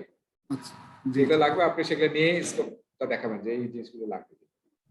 তবে নরমালি পিএমবকের গাইডলাইন হচ্ছে যে স্কোপটা সাইন আপ করে নেওয়া কাস্টমারের কাছে। সো এই ব্যাপারটাতে সবার সাবধান থাকতে হবে, কারণ আমরা শুধু প্রোডাক্টের জন্য প্রোডাক্ট বানাবো, টাকা নিয়ে চলে আসবে, এটা যাতে না হয়। মানে একটা ভালো এবং সাস্টেনেবল প্রোডাক্ট যাতে হয়, কারণ একটা প্রোডাক্টের লাইফ সাইকেল কিন্তু বিরাট। যদি আপনি ভালোভাবে বানান তাহলে কি হবে, সেটা কিন্তু আপনাকে অনেকদিন আপনারও বেনিফিট হবে। আপনার জন্য একটা প্রজেক্ট কিন্তু যারা ভেন্ডর তাদের জন্য কিন্তু প্রজেক্টটা হচ্ছে প্রফিট, কি বলে ওটাকে, শব্দটা কি বলা হয়, প্রফিট কি যেন বলে ওটা, আর আপনার জন্য এটা কিন্তু প্রফিট জেনারেশন। হ্যাঁ, প্রফিট জেনারেশন কিন্তু শুধু একটা টার্ম আছে আর কি, ফাইন্যান্সিয়াল টার্ম। তো এখান থেকে কিন্তু আপনাকে বেনিফিট দিবে, ফলে প্রোডাক্টটা ভালো হতে হবে। আর যদি এটা খারাপ হয় তাহলে কিন্তু আপনি এরপরে কোনো কাজই পাবেন। সো নন ফাংশনাল রিকোয়ারমেন্টের ব্যাপারে আমরা আসলে খুবই থাকবো, কাস্টমার বলতে পারবে না, হয়তো তারা ট্রেডিশনাল কিছু কথা বলবে, এটা আপনাকে দেখতে হবে যাতে প্রোডাক্টটা রান ঠিক মতো করে। যেটা আমি বলতেছিলাম, গেমটার যে ফিচার ফাংশনালিটি চাইছে কাস্টমার আপনি দিলেন, কিন্তু গেমটা চালাতে গেলে মোবাইল হ্যাং করে, তাহলে কেউ এই গেমটা ডাউনলোড করে চালাবে? কেউ চালাবে। কিন্তু এটা কিন্তু মোবাইল হ্যাং করবে কিনা এটা কিন্তু কাস্টমার বলতে পারবে না। কাস্টমার তো জানে যে সে হয়তো একজন কোচ, ফিজিক্যাল কোচ, সে তার দৃষ্টিতে বানাইছে ইয়াটা। কিন্তু আপনাকে এইসব যদি জিনিস এনশিওর না করেন তাহলে কিন্তু দেখা যাবে যে প্রোডাক্টটা চলবে না। আর আমি মনে আছে আমি বলেছিলাম যে যখন স্কোপ ম্যানেজমেন্ট প্ল্যান তৈরি করা হয় তখন কিন্তু রিকোয়ারমেন্টস ম্যানেজমেন্ট প্ল্যানও তৈরি করা হয়। হ্যাঁ, সেটা আসলে আমরা হেল্প কিভাবে কালেক্ট রিকোয়ারমেন্ট করবো এবং থ্রু আউট দ্য প্রজেক্ট কিভাবে ট্রেসিং করবো এবং কিভাবে রিকোয়ারমেন্ট কন্ট্রোল করবো সবকিছু এটার মধ্যে থাকবে। ঠিক আছে, রিকোয়ারমেন্ট প্ল্যান দেখেন, রিকোয়ারমেন্ট ম্যানেজমেন্ট প্ল্যানে কি কি থাকে এটা একটু ইন্ডিকেট করছে। প্ল্যানিং করি আমরা, ট্র্যাকিং করি, রিকোয়ারমেন্ট রিপোর্টিং করি, তারপর আরো যত অ্যাক্টিভিটিস করবো আমরা, যেমন ধরেন আমরা ফ্যাসিলিটি ওয়ার্কশপ করবো কিংবা ডকুমেন্ট অ্যানালাইসিস করবো, এইসব কথাবার্তা বলা থাকবে যে আমরা কিভাবে রিকোয়ারমেন্ট কালেক্ট করবো, কি টুলস টেকনিক ইউজ করবো আমাদের প্রজেক্টের কনটেক্সট অনুযায়ী। তারপর প্রতিটা রিকোয়ারমেন্টে কিন্তু ভার্সন কন্ট্রোলিং করতে হবে, ট্রেসিং করতে হবে। এখানে আমরা একটা নতুন ডকুমেন্টের কথা দেখবো, সেটার নাম হচ্ছে RTM, রিকোয়ারমেন্ট টেস্টিবিলিটি ম্যাট্রিক্স। সেটা টেমপ্লেট কিরকম হবে সেটাও এখানে বলা থাকবে, যে টেস্টিবিলিটি স্ট্রাকচার। ঠিক আছে, তারপর প্রায়োরিটাইজেশন আমরা অ্যাজাইল থেকে শিখেছি, তাই না? অ্যাজাইল থেকে আমরা শিখছি যে প্রায়োরিটাইজ করতে হবে। So why not use it in predictive approach. So আপনি যদি রিকোয়ারমেন্টকে অলওয়েজ ট্রাই করবেন প্রায়োরিটাইজ করার জন্য। ঠিক আছে, ক্রাইটেরিয়া কি হবে, প্রসেস কি হবে, আমরা মস্কো ফলো করবো নাকি ক্যানো মডেল ফলো করবো নাকি হোয়াট উইল বি ফলো, সেটা আমরা ডিসাইড করব। তারপরে রিকোয়ারমেন্ট অথরাইজেশন লেভেল, যদি কোনো চেঞ্জ হয় তাহলে কার কাছ থেকে চেঞ্জটা কে অ্যাপ্রুভ করবে, কে করবে না, সেগুলো আসলে আমাদেরকে এই রিকোয়ারমেন্ট ম্যানেজমেন্ট প্ল্যানে বলতে হবে। তো দুইটা কিন্তু আলাদা, একটা হচ্ছে স্কোপ ম্যানেজমেন্ট প্ল্যান, সেখানেও সেম জিনিস, সেটা পুরো স্কোপ নিয়ে। আর রিকোয়ারমেন্ট ম্যানেজমেন্ট প্ল্যান হচ্ছে রিকোয়ারমেন্ট নিয়ে। কেউ কি বলতে পারবেন যে কেন দুইটা আলাদা করা হলো? স্কোপ ম্যানেজমেন্ট প্ল্যান দিয়েই তো যথেষ্ট ছিল। এটা হলো প্রজেক্ট রিকোয়ারমেন্ট, আর প্রোডাক্ট রিকোয়ারমেন্ট হচ্ছে রিকোয়ারমেন্টের জন্য হচ্ছে প্রোডাক্টের বেস। মানে মেইনলি প্রোডাক্টের বিষয় এখানে দুইটাই থাকে। প্রজেক্ট রিকোয়ারমেন্ট বলে, কিন্তু সে অত তো বলতে পারবো না। প্রজেক্ট রিকোয়ারমেন্ট আসলে আমরাই নিজেদের সবচেয়ে বেশি আইডেন্টিফাই করতে পারবো। মেইনলি সে প্রোডাক্ট রিকোয়ারমেন্ট বলবে, আর কিছু হয়তো যে মাইলস্টোন বলবে, এই ডকুমেন্ট লাগবে, এইভাবে কন্ডিশন করতে হবে, এইসব কথা বলবে। কিন্তু আসলে হচ্ছে প্রজেক্ট ম্যানেজমেন্ট পার্সপেক্টিভে আপনারা হয়তো জানেন যে আসলে রিকোয়ারমেন্ট যদি ঠিকমতো কালেক্ট না হয় তাহলে আসলে আপনার প্রজেক্ট মানে এর চেয়ে বেশি সাফার বোধহয় আর কিছুতেই করবেন না। যদি আপনার রিকোয়ারমেন্ট ঠিকমতো আপনি কালেক্ট করতে না পারেন এবং through out the life cycle সেই রিকোয়ারমেন্টটাকে ঠিকমতো প্রায়োরিটাইজ করা, ম্যানেজ করা, কন্ট্রোল যদি না করতে পারেন। সো দ্যাটস ওয়াই আসলে PMI আর একটু ফোকাস করার জন্য আলাদা একটা রিকোয়ারমেন্ট ম্যানেজমেন্ট প্ল্যান নিয়ে কথা বলছি। আমরা যেন রিকোয়ারমেন্ট নিয়ে খুব ফোকাস থাকি। ঠিক আছে, আর একটা টেমপ্লেটের কথা বলা হয়েছে রিকোয়ারমেন্ট টেস্টিবিলিটি ম্যাট্রিক্স। এখানে একটা ছবি দেওয়া আছে, দেখেন, খুবই চমৎকার জিনিস। এটা যদি ইউজ করতে পারেন খুবই ভালো হবে। মানে এই যে আপনি যে রিকোয়ারমেন্ট কালেক্ট করতেছেন বিভিন্ন টুলস টেকনিক খাটায় ইউজ করে, ডকুমেন্ট অ্যানালিসিস করে, ফ্যাসিলিটি ওয়ার্কশপ করে, তারপর হচ্ছে আপনার কোয়েশ্চেনার তৈরি করে, সার্ভে করে, তো যাই করেন না কেন আপনি যে রিকোয়ারমেন্টটা কালেক্ট করলেন সেই প্রতিটা রিকোয়ারমেন্টের আইডি থাকতে হবে, রিকোয়ারমেন্টের ডেসক্রিপশন থাকতে হবে রিকোয়ারমেন্টটা কি, এবং এটা আসলে প্রজেক্টের কোন বিজনেস নিড বা অবজেক্টকে মিট করছে। ঠিক আছে, business need, opportunities, goals, objectives, এরকমই ইউজ করতে হবে এটা না। মানে আপনি সিম্পলি রিকোয়ারমেন্ট আইডি থাকবে, ডেসক্রিপশন থাকবে, কোন প্রজেক্ট অবজেক্টকে মিট করার জন্য রিকোয়ারমেন্টটা আছে। WBS আমরা এখনো করি নাই, পরে দেখবো যে কোন WBS ডেলিভার করলে এই রিকোয়ারমেন্টটা ফুলফিল হবে। তারপরে প্রোডাক্ট ডিজাইন, হ্যাঁ, প্রোডাক্ট ডিজাইনে কি ইম্প্যাক্ট আছে এটার, তারপর প্রোডাক্ট ডেভেলপমেন্টে কি ইম্প্যাক্ট আছে, এবং কি কি টেস্ট কেস করলে, কি কি টেস্ট UAT বা অ্যাকসেপ্টেন্স ক্রাইটেরিয়া মিট করলে আপনার রিকোয়ারমেন্টটা ফুলফিল হবে। ঠিক আছে, তো তার মানে কি রিকোয়ারমেন্ট কালেকশন থেকে শুরু করে, এবং আরো থাকতে পারে যে কার কাছ থেকে রিকোয়ারমেন্টটা কালেক্ট করছেন, আপনি আরো অ্যাড করতে পারেন যে রিকোয়ারমেন্ট কার কাছ থেকে কালেক্ট করছেন, কোন ইভেন্ট থেকে কালেক্ট করছেন বা কোন ডকুমেন্ট থেকে কালেক্ট করছেন। ঠিক আছে, এবং কোন টেকনিকে ইউজ করছেন সেগুলো সবই এখানে মেনশন করবেন। তাহলে কি হবে, যেমন ধরেন আপনি নাই, আপনি এখান থেকে চলে গেছেন, কে কালেক্ট করছে সেটা খুব দরকার, যে কে কালেক্ট করছে। আপনি হয়তো চলে গেছেন এই প্রজেক্ট থেকে, অফিসে চাকরি ছেড়ে দিচ্ছেন, তাহলে এখন এই রিকোয়ারমেন্টটা কোথা থেকে আসলো, কিভাবে আসলো, কিছু কিন্তু ট্র্যাক করা যাবে না। কিন্তু এটা যদি থাকে তাহলে কিন্তু আপনি ইজিলি দেখতে পারবেন যে এটা আসলে ওই কাস্টমার বলেছে কিংবা ওই ডকুমেন্ট থেকে আপনি পাইছেন।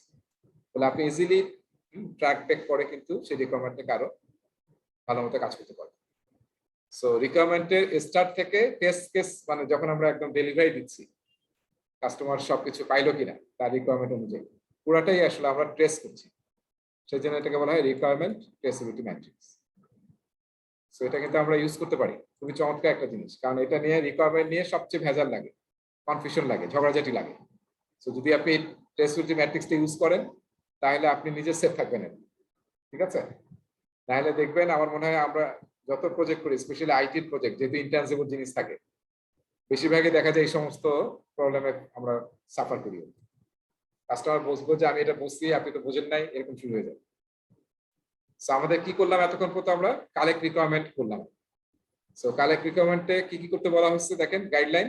এটা আসলে কালেক্ট রিকোয়ারমেন্ট প্রসেসটারই আসলে কি আইটিটিও ডেসক্রিপশন, খুবই সিম্পলি বলা আছে। যেহেতু আমরা আইটিটি অত ডিটেল আর করবো না, তো সিম্পলি বলা আছে যে এগুলো হচ্ছে ইনপুট, রিভিউ যেগুলো করতে হবে। স্কোপ ম্যানেজমেন্ট প্ল্যান রিভিউ করবো আমরা, রিকোয়ারমেন্ট ম্যানেজমেন্ট প্ল্যান ফলো করবো যখন কালেক্ট রিকোয়ারমেন্ট করবো, স্টেকহোল্ডার এনগেজমেন্ট প্ল্যান করবো, হ্যাঁ, এক্সপ্লোর করবো। তারপরে প্রজেক্ট চার্টারে হাই লেভেল রিকোয়ারমেন্ট আছে, সেটা ইউজ করবো। স্টেকহোল্ডার রেজিস্টারে মনে আছে, ওখানে কিন্তু অনেকগুলো কলাম ছিল কাস্টমার রিকোয়ারমেন্ট, কোয়ালিটি রিকোয়ারমেন্ট, তারপরে কাস্টমার এক্সপেকটেশন। তো সেই জিনিসগুলো আমাদেরকে হেল্প করবে যখন আমি রিকোয়ারমেন্ট ডকুমেন্টেশন তৈরি করবো। আর যে টুলস টেকনিক আছে আমরা অনেকগুলো দেখছি, interview, focus group, facility workshop, ঠিক আছে? তারপর যে গ্রুপ ক্রিয়েটিভিটি টেকনিক, এর মধ্যে যে মাইন্ড ম্যাপিং ছিল, হ্যাঁ, মাইন্ড ম্যাপিং, তারপরে affinity diagram, so Delphi technique, এগুলো ছিল আর কি। ডেলফি টেকনিক নিয়ে পিএমবকের আলোচনা নাই, এখানে দেখলাম যে আবার মেনশন করছে। সো দেখি সামনে যদি ডেলফি টেকনিক থাকে তাহলে আবার আমি বলবো ডেলফি। সো এই সমস্ত টুল ইউজ করে আমরা কি তৈরি করি, আউটপুট তৈরি করছে রিকোয়ারমেন্ট ডকুমেন্টেশন। এখানে কালেক্টিং এই স্লাইডটাতে কি বুঝাইছে কালেক্টিং প্রজেক্ট রিকোয়ারমেন্ট? এটা হচ্ছে যে আইটিটির যে টেবিলটা আছে ওইটা ডেসক্রিপশন। ওটা যদি আপনি ভাষায় বলেন তাহলে এটা হবে, ইনপুট গুলো রিভিউ করবেন, এগুলো হচ্ছে ইনপুট, ঠিক আছে? আচ্ছা, ঠিক আছে। আর এটা হচ্ছে টুলস টেকনিক। আর আউটপুটটা এখানে বলা হয় না, আউটপুটটা আমরা তো বুঝলাম যে এখানে রিকোয়ারমেন্ট ডকুমেন্টেশন হচ্ছে আউটপুট। আর এর সাথে আরেকটা আউটপুট আছে, সেটা হচ্ছে রিকোয়ারমেন্ট ট্রেসিবিলিটি ম্যাট্রিক্স। এই দুটো মেইন ডকুমেন্ট তৈরি হয়।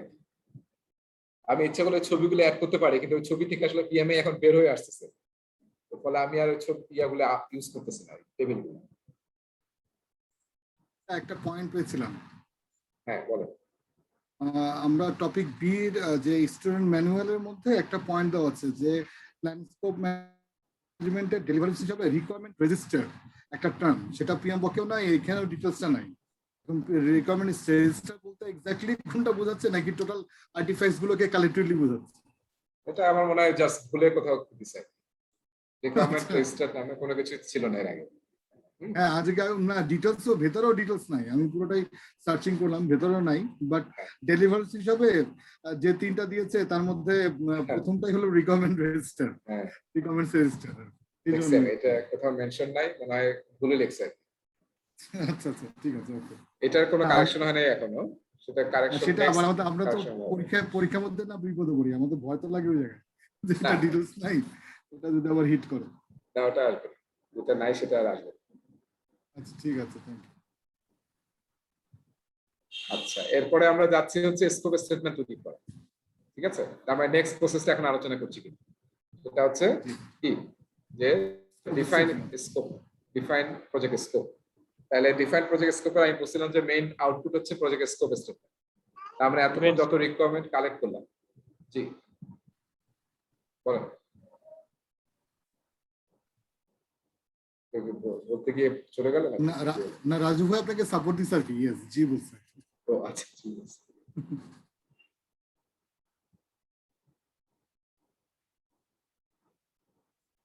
ওকে, তাহলে ইয়ার তো ভাই ডিসকানেক্ট হয়ে গেছে, আচ্ছা মুজাফফর হোসেন দেখি ডিসকানেক্ট হয়ে গেছে। আচ্ছা, প্রজেক্ট স্কোপ স্টেটমেন্ট। তাহলে the description of the project scope, major deliverables, assumption and constraint সব মিলে আসলে আমরা বলতেছি প্রজেক্ট স্কোপ স্টেটমেন্ট। তো সেটা আসলে মেইন কোথা থেকে আসবে, রিকোয়ারমেন্ট ডকুমেন্টেশন থেকে আমরা স্কোপ এস্টিমেটটা তুলব। সো এই যে এরকম একটা স্যাম্পল দেওয়া আছে, স্যাম্পলের মধ্যে আসলে কিছুই নাই, জাস্ট যে মানে প্রজেক্ট ডেসক্রিপশন এবং অ্যাকসেপ্টেন্স ক্রাইটেরিয়া কি কি থাকে এটা এখানে কিন্তু একটু বলা আছে। প্রজেক্ট স্কোপ এস্টিমেটে থাকে হচ্ছে প্রজেক্টের স্কোপ, ডিটেল স্কোপ, যেটা আসলে রিকোয়ারমেন্ট থেকে আমরা ফাইনালাইজ করব। তারপর মেজর ডেলিভারেবলস, কি কি আসলে মেইন ডেলিভারেবলস আছে সেগুলোকে আমরা আইডেন্টিফাই করি। তারপরে কি কি অ্যাজাম্পশনস আছে, কনস্ট্যান্ট আছে, এর সাথে আরেকটা জিনিস একটু লিখে রাখেন, সেটা হচ্ছে অ্যাকসেপ্টেন্স ক্রাইটেরিয়া।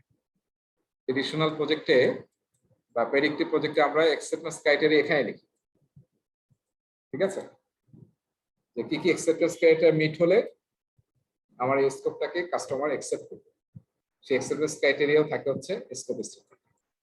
পরীক্ষায় অনেক সময় খুব সিম্পল একটা প্রশ্ন আসে, সেটা হচ্ছে যে অ্যাকসেপ্টেন্স ক্রাইটেরিয়া কোথায় থাকে, কোন ডকুমেন্টে থাকে।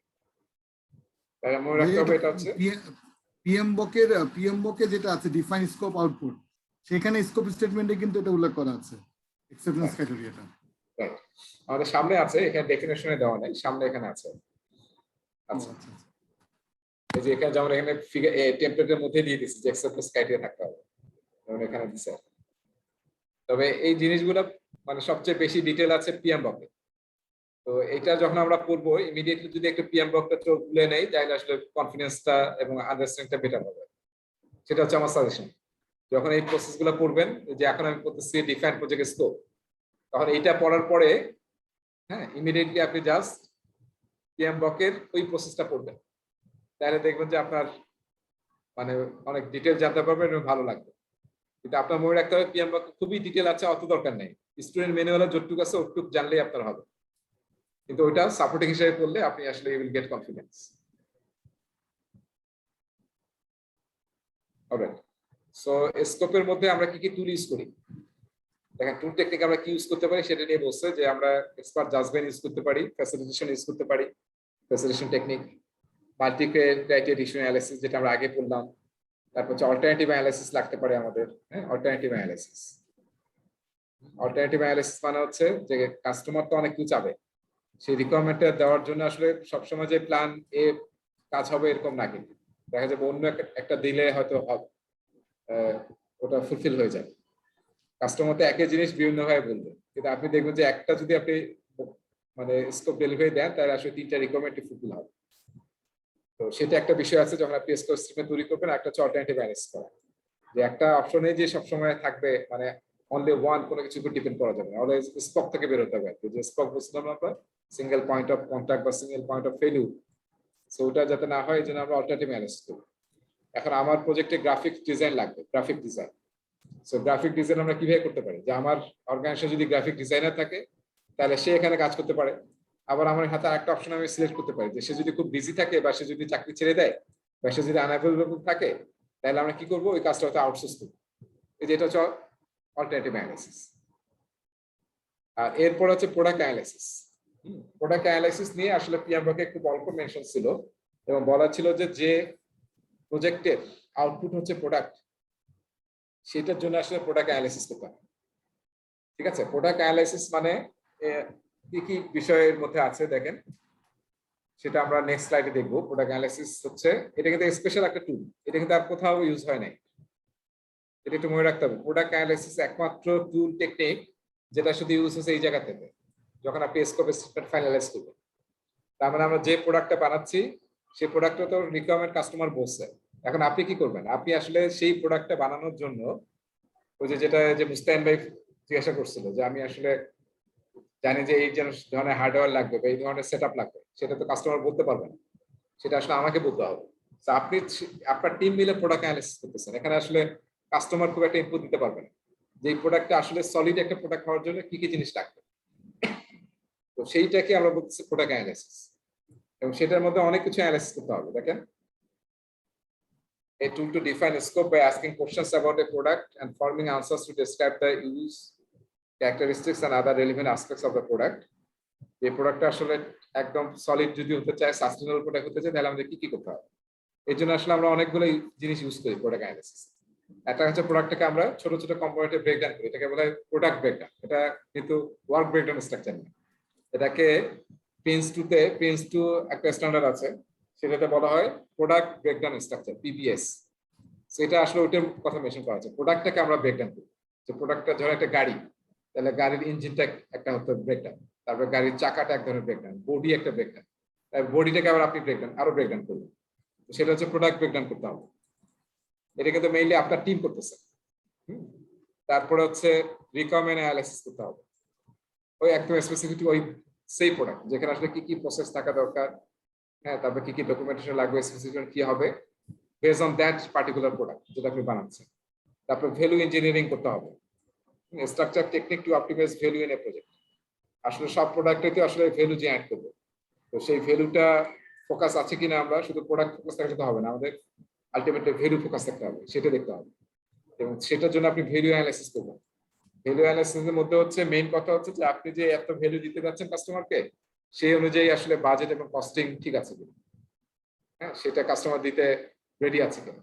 সো এটা কিন্তু ব্যালেন্স করতে হবে, কোয়ালিটি, তারপর কাস্টমার এক্সপেকটেশন সব মিলে, এবং কস্ট, সেটা যে বাজেট বা ফান্ড আছে সেটা আসলে ঠিক আছে কিনা, সেটা হচ্ছে আপনার ভ্যালু অ্যানালাইসিস। তারপর সিস্টেমটা কিভাবে কাজ করবে সেটা হচ্ছে সিস্টেম অ্যানালাইসিস, এবং সিস্টেম ইঞ্জিনিয়ারিং। একদম সিস্টেমটা বানাতে মানে ইঞ্জিনিয়ারিং সাইড থেকে কি কি করতে হবে, আপনার ডিজাইন, কিভাবে ইন্টিগ্রেশন হবে সবকিছু, তো সেটা হচ্ছে সিস্টেম ইঞ্জিনিয়ার। তো প্রোডাক্ট অ্যানালাইসিসে আসলে এই সমস্ত জিনিসকে আপনাকে কনসিডার করতে হবে। এই স্লাইডটা একটু মনে রাখি, এই স্লাইড থেকে আমার মনে হয় পরীক্ষা একটা প্রশ্ন আসবে, মাল্টিপল রেসপন্সিভ। তো প্রোডাক্ট অ্যানালাইসিসের মধ্যে কি কি করতে হয়, ঠিক আছে। সো প্রোডাক্ট অ্যানালাইসিস কিন্তু আমার একটা বড় টপিক, যেটা আসলে পিএমবক এর ভাবে আলোচনা হয়নি, যেহেতু পিএমবক আসলে প্রোডাক্ট না, প্রজেক্ট নিয়ে কথা বলছে। সো এই একটা বিষয় আসলে অনেক বড় টপিক। সো আমরা জাস্ট একটু মনে রাখার চেষ্টা করি যে এটা এই কয়েকটা জিনিস প্রোডাক্ট অ্যানালাইসিসে আছে, এবং নরমালি এটা ইউজ হয় সেই সমস্ত জায়গায় যেখানে আসলে আমাদের আউটপুটটা হয় প্রোডাক্ট। তাহলে ফাইনালি আমরা develop a project scope statement, সেটার আসলে কি বলতেছে যে স্কোপ অ্যাজ এ প্ল্যান তুমি রিভিউ করো, সেটা ফলো করতে হবে। রিভিউ করা মানে স্কোপ অ্যাজ এ প্ল্যানে বলা আছে যে কিভাবে স্কোপ স্টেটমেন্ট তৈরি করবে, কোন কোন টুলস টেকনিক ইউজ করবা, এবং তুমি কিভাবে মনিটর এবং কন্ট্রোল করবে, সেটা আমরা ফলো করব। চার্টারে যেহেতু অলরেডি হাই লেভেল সবকিছু আছে, ওটার সাথে মিলিয়ে দেখবো যে ওটার সাথে আমরা ঠিক আছে কিনা। তারপর রিকোয়ারমেন্ট ডকুমেন্টেশন, যেটা আমরা মেইন এখানে ইনপুট হবে, তাই না, রিকোয়ারমেন্ট ডকুমেন্টেশন, যেটা আমরা কালেক্ট রিকোয়ারমেন্ট তৈরি করেছি। এবং অবশ্যই অর্গানাইজেশনাল টেমপ্লেটস, প্রসেস, প্রসিডিউর যদি থাকে সেটা আমরা অবশ্যই ইউজ করব। সো এটা হচ্ছে পিএমবকের ইনপুটস, ঠিক আছে, এই প্রসেসের। আর টুলস কি কি, যে টুলস গুলো আমরা দেখলাম সেটা হচ্ছে টুলস টেকনিক। আর আউটপুট কি, যেটা আউটপুটটা হচ্ছে প্রজেক্ট স্কোপ স্টেটমেন্ট তৈরি করা।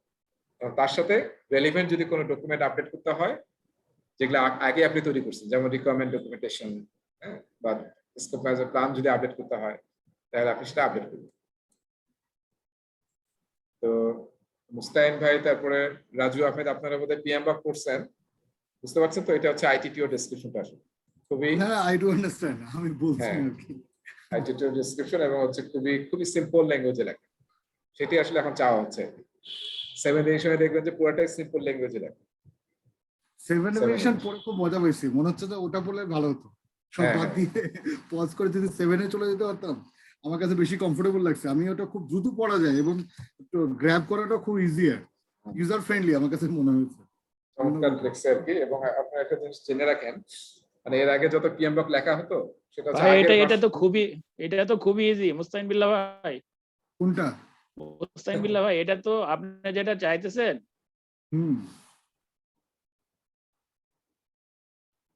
চাইতেছেন বলে কি হারাই গেল নাকি? ভাই নেটওয়ার্কের প্রবলেম মনে হইতেছে, আসলে এটা কি আমার না সকলের জন্য?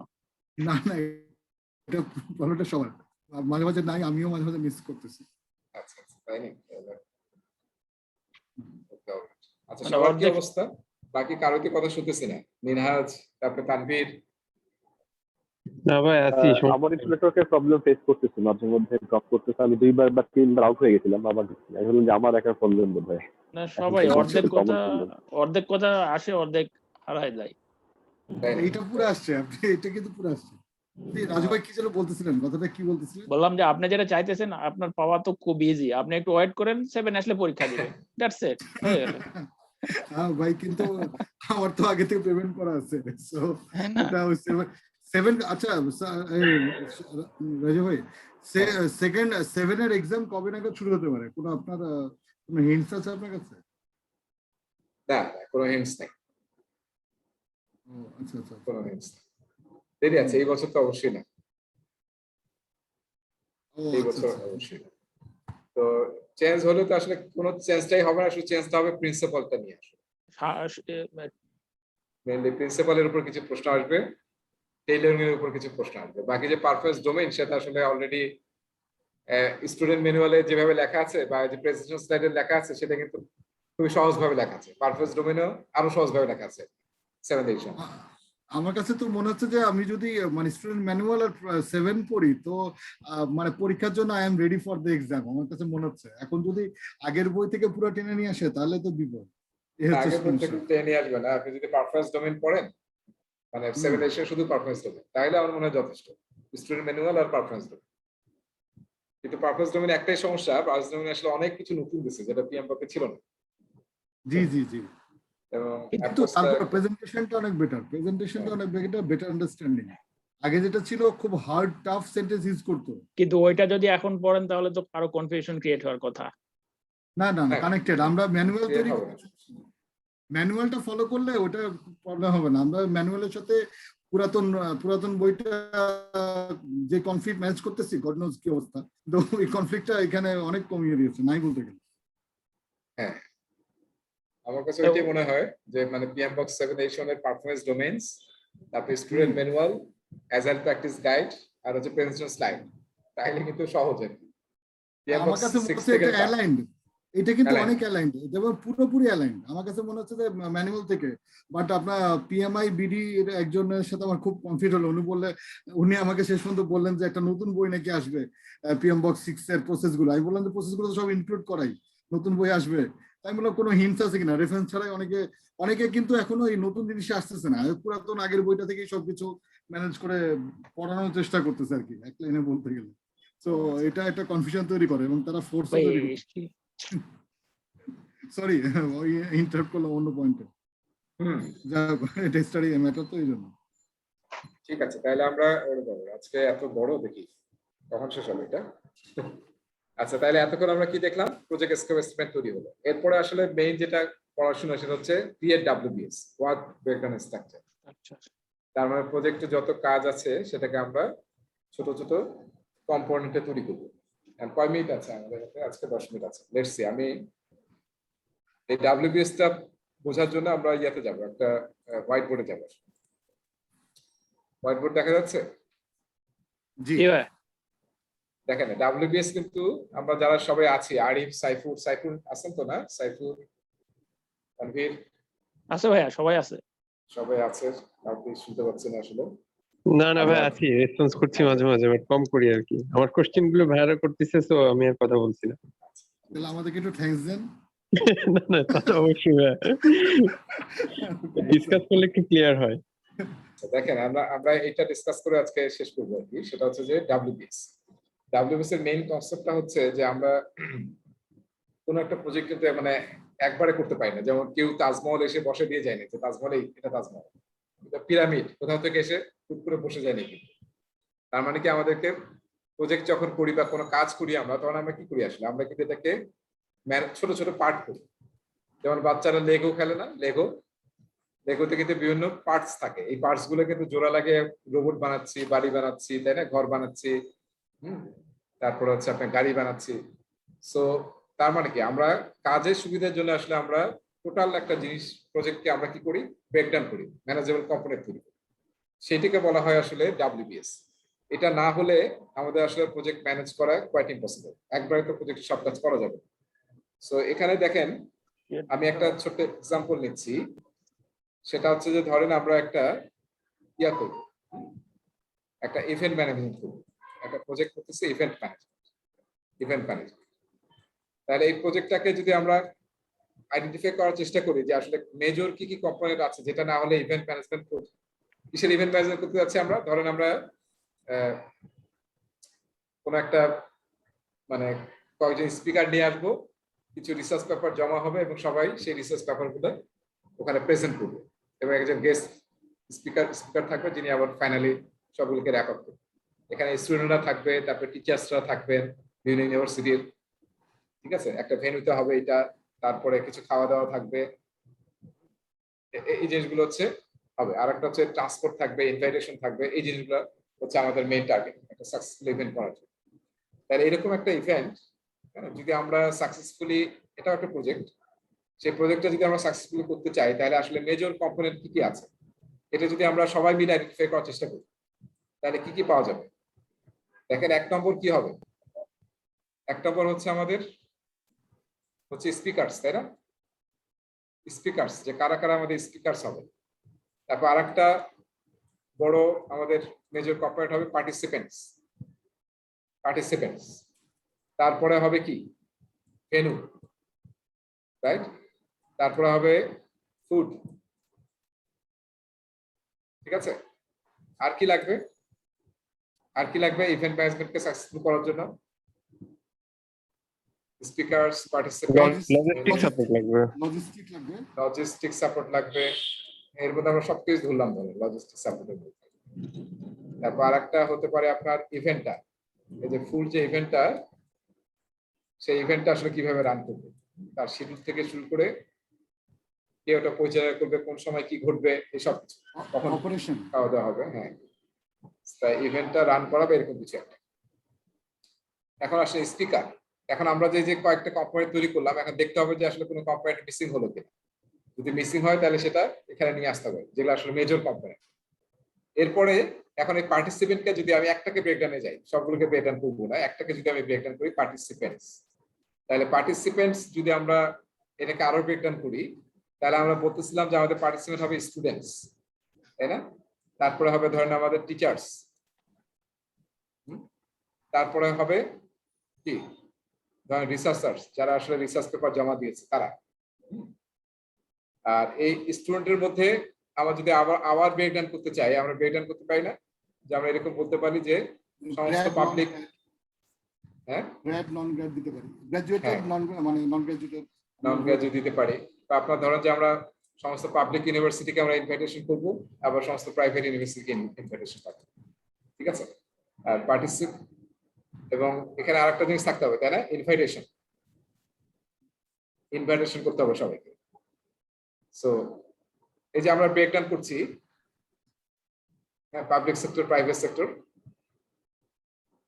সেক্টর না তো, মানে ইউনিভার্সিটি হচ্ছে প্রাইভেট ইউনিভার্সিটি, প্রাইভেট ইউনিভার্সিটি।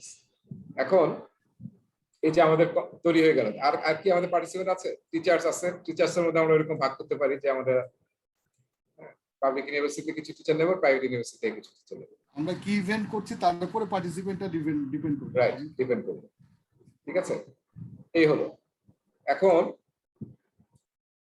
কি হবে দেখেন, আর কি ব্রেকডাউন করা উচিত? প্রাইভেট সেক্টর, এরপরে কি আরো ব্রেকডাউন করা যেতে পারে?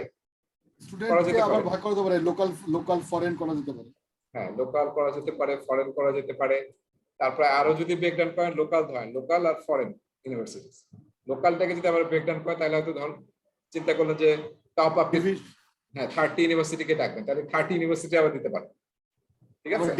ডিভিশনাল করতে পারি, ডিভিশনাল করতে পারেন। সেইভাবে কিন্তু আমরা ব্রেকডাউন করতে পারি। কেন ব্রেকডাউন করতেছি? যে আসলে আমরা যাতে ম্যানেজ করতে পারি এবং সব আইটেম গুলো যাতে, ডেলিভারেবল গুলো যাতে আইডেন্টিফাই করতে পারি, কোনো যাতে মিস না হয়। কোনো একটা যদি মিস হয় তাহলে কিন্তু আসলে কি হবে, আমাদের ইভেন্টটার মধ্যেই কিন্তু একটা ইম্প্যাক্ট করবে, ঠিক আছে? এভাবে যদি আমরা ফুডে আসি, ধরেন ফুডে আসলাম আমরা, তাহলে ফুডকে যদি ব্রেকডাউন করি, একটা হচ্ছে ফুডের মেনু দরকার আমাদের, তাই না? মেনু দরকার। একটা হচ্ছে ফুড তো আমরা অ্যারেঞ্জ করবো, তাহলে কে, ওটা কি বলবো আমরা? ক্যাটারার। Right, catering. আমরা ক্যাটারিং লাগবে, আমাদের ক্যাটারিং সার্ভিস, ক্যাটারিং, ঠিক আছে? মেনু থেকে ফুড টাইপ আসবে, হ্যাঁ, মেনুর মধ্যে এগুলো আসবে। আমি আর ব্রেকডাউনে যাচ্ছি না, দেখেন এই যে আমরা ব্রেকডাউন করছি।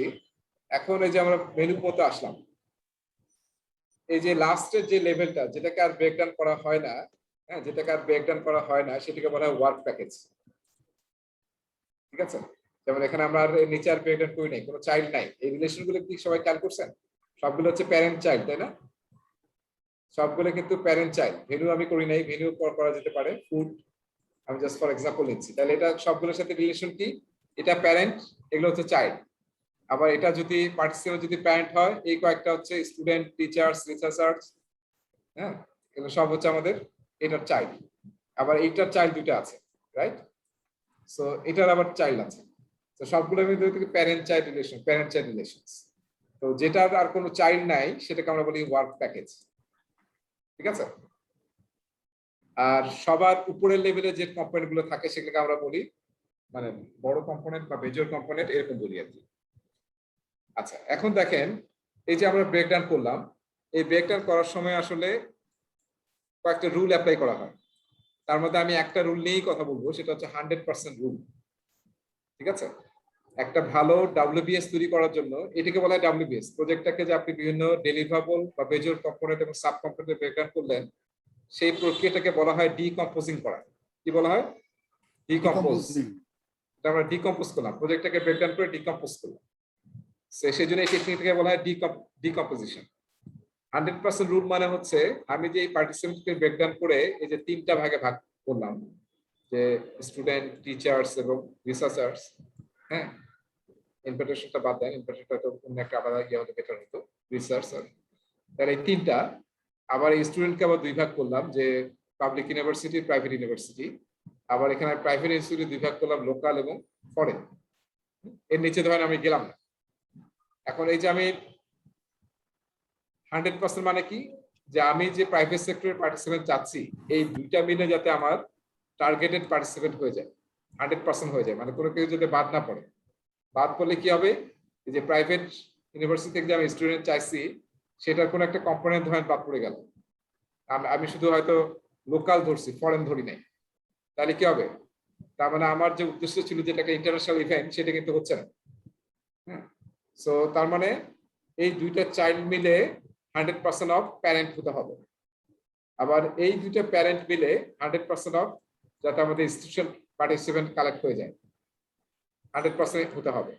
আবার এই তিনটা যদি আমরা ডেলিভারেবল দিতে পারি, কমপ্লিট করতে পারি, তাহলে পার্টিসিপেন্টের 100% হয়ে যায়। বুঝতে পারছি আমরা? তার মানে যখন আমরা চাইল্ডে যাব, চাইল্ডগুলোকে এমন ভাবে আইডেন্টিফাই করতে হবে যাতে কোনো চাইল্ড মিসিং না হয়ে যায়। মিসিং হলে কিন্তু আমার প্যারেন্টের 100% আমরা অ্যাচিভ করতে পারবো না।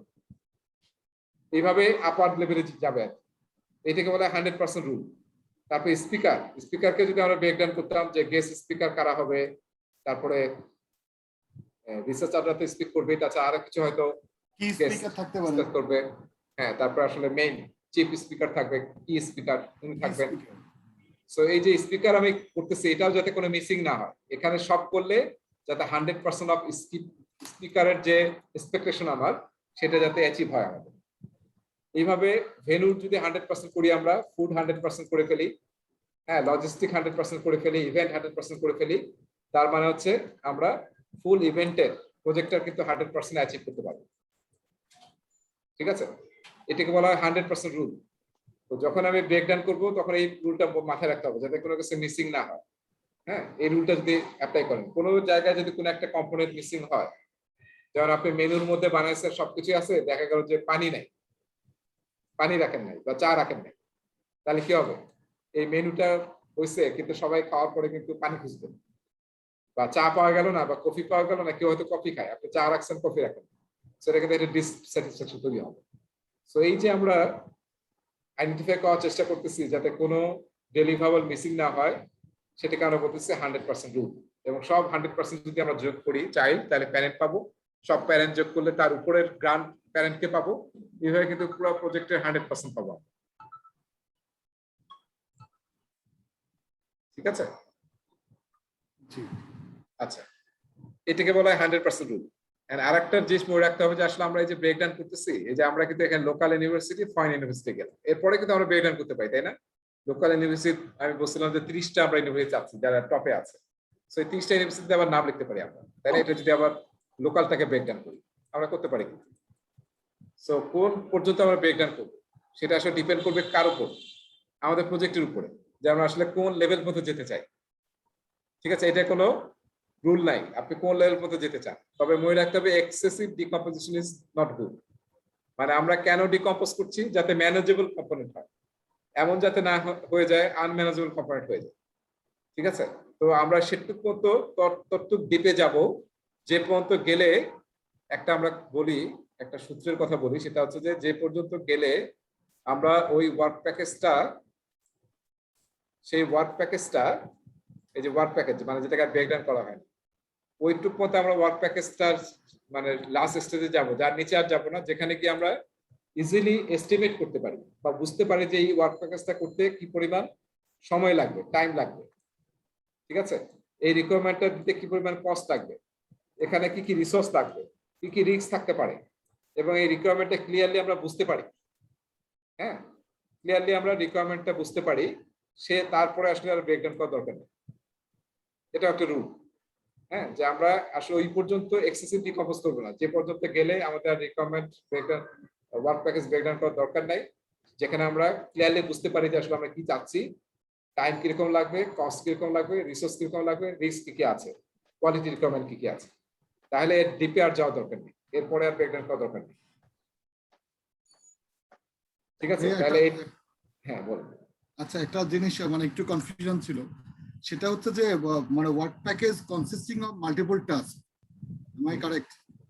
হ্যাঁ, টাস্কগুলোকে যখন আমরা যে রিসোর্সে অ্যাসাইন করে দিব বা টাস্ক ওয়াইজ আমরা রিস্কগুলোকে বের করব, তো যেটা লাস্ট একটা রুলস হিসেবে আমি ডব্লিউবিএস সম্বন্ধে যেটা জানতাম, সেটা হচ্ছে যে একজনের পক্ষে যেটা ম্যানেজেবল করা যায় সেটাই হচ্ছে the last step of WBS বা টাস্কের লেভেলে। এখন সেটা মাল্টিপল টাস্কের কম্বিনেশনে ডব্লিউপি তৈরি হয়। সো ডব্লিউপিটা কন্ট্রোল অফ অ্যাকাউন্ট তৈরি হয়, মানে কোড অফ অ্যাকাউন্টস তৈরি করে। এইভাবে যে ধাপটা একটা ছিল, এটা কি একটু বলবেন কিনা? একজনের জন্য ওইটা আসলে আমি এখানে আলোচনা করছি না, মানে অনেক সময় বলে 80 রুল বলা হয় একটা, হ্যাঁ, আরেকটা রুল আছে। একটু যদি মানে আমাদেরকে তো কানেক্ট করতে হচ্ছে দিস ওয়ে। হ্যাঁ, এটা কানেকশন কিছু নাই। 80 রুল মানে হচ্ছে যে আপনি এই যে যখন ওয়ার্ক প্যাকেজ তৈরি করছেন, তখন আসলে ওয়ার্ক প্যাকেজের সাইজ এরকম হতে হবে যাতে 8 ঘন্টার বেশি কম সময় না লাগে। হ্যাঁ, আবার 80 ঘন্টার বেশি সময় না লাগে। 8 ঘন্টা মানে কি, 1 ডে। হ্যাঁ, 80 ঘন্টা মানে হচ্ছে 5 ডেজ। হ্যাঁ, 1 উইক। এইটা একটা রুল, অনেকে বলে যে 80 রুল, মানে ওয়ার্ক প্যাকেজটা আর এত ছোট ভাঙবো না যেটা করতে 8 ঘন্টার কম সময় লাগে। তাহলে কি হবে, তাহলে আসলে মাইক্রো ম্যানেজ করতে হবে। হ্যাঁ, এবং 8 ঘন্টা হলে সুবিধা কি, একজনকে আপনি ইনভলভ করতে পারেন যে তুমি কাজটা করো, তাহলে সারাদিন পরে আপনি ফলো আপ করতে পারেন যে সে আসলে কাজটা করতে পারছে কি। তো এটা এই জন্য 80 রুল বলা হয়। আর এটাকে আবার অনেকে আরো ছোট করে বলে 440 রুল। ঠিক আছে, হ্যাঁ, 440 রুল বলে। সো সেটা অনেকে ইউজ করে, সেটা আসলে ছোট প্রজেক্টে হয়তো আপনি ইউজ করবেন। এইসব জিনিস আমি করতেছি না এই কারণে যে আসলে ছোট প্রজেক্টে হয়তো আপনি ইউজ করবেন, বড় প্রজেক্টে বড় ওয়ার্ক প্যাকেজ আসলে এটা করা খুব টাফ হয়ে যায়। একটা প্রজেক্টে তো মাল্টিপল ডব্লিউবিএস থাকে, তাই না? হ্যাঁ, মাল্টিপল ডব্লিউবিএস থাকতে পারে একটা প্রজেক্টে। সেটা তো মানে কি পুরোটাকে বলতেছেন? না না না, মানে একটা প্রজেক্টে আমরা অনেকগুলো ডব্লিউবিএস করি কিনা, মানে একটা সিঙ্গেল ডব্লিউবিএস করবো একটা প্রজেক্টে নাকি অনেকগুলো করবো কেন? না না, একটাই করবেন। অনেকগুলো করবো কেন? আপনি অনেকগুলো তো। রাজু ভাই একটু ওয়েট করেন, রাজু ভাই ওয়েট করেন, বাইরে একটু কইতে দেন। হ্যাঁ, একটাই করবেন আপনি, একটা প্রজেক্টে একটাই ডব্লিউবিএস থাকবে। এখন আপনার যদি খুব বড় হয়ে যায়, যেমন হ্যাঁ লার্জ স্কেলে যখন লার্জ স্কেলে হয়ে যায়, তখন তো আসলে আপনি একটা প্রজেক্টে এটা ড্র করা কোয়াইট টাফ, ইম্পসিবল আর কি। যেমন আমি অনেক আগে নাসার একটা প্রজেক্টে ডব্লিউবিএস ডাউনলোড করছিলাম, সেটার ওয়ার্ড ফাইল সাইজ ছিল 16 মেগা। হ্যাঁ, তো এটা তো আসলে কোনোভাবে একটা ডকুমেন্টে বা একটা ইমেজ করা সম্ভব না, ওখানে দেখা যায় লজিস্টিক নিয়েই কয়েক পেজ হয়ে যাবে। হ্যাঁ, তো এটা মনে রাখতে হবে আর কি, যে আমরা আচ্ছা আচ্ছা, তাহলে দেখেন এই যে আমরা আচ্ছা একটা লাস্ট কোশ্চেন। হ্যাঁ বলুন। এটা এজাইল মেথোডোলজিতে যদি বা হাইব্রিডে যায়, তাহলে কি এটা ওইখানে কি ডব্লিউবিএস থাকবে নাকি এটা প্রোডাক্ট ব্যাকলগ হিসেবে আমরা এটাকে ডিফাইন করব? ওই যে এটাতে আপনি যে আগে ছবি আঁকে দেখাচ্ছেন, আমাদেরকে সুন্দর একটা ছবি আঁকছেন, মনে আছে না? ওটা তো আপনার গাইডেন্স ছিল। হ্যাঁ হ্যাঁ, সেটাই বলছি। সেটাই আমরা ইউজ করবো।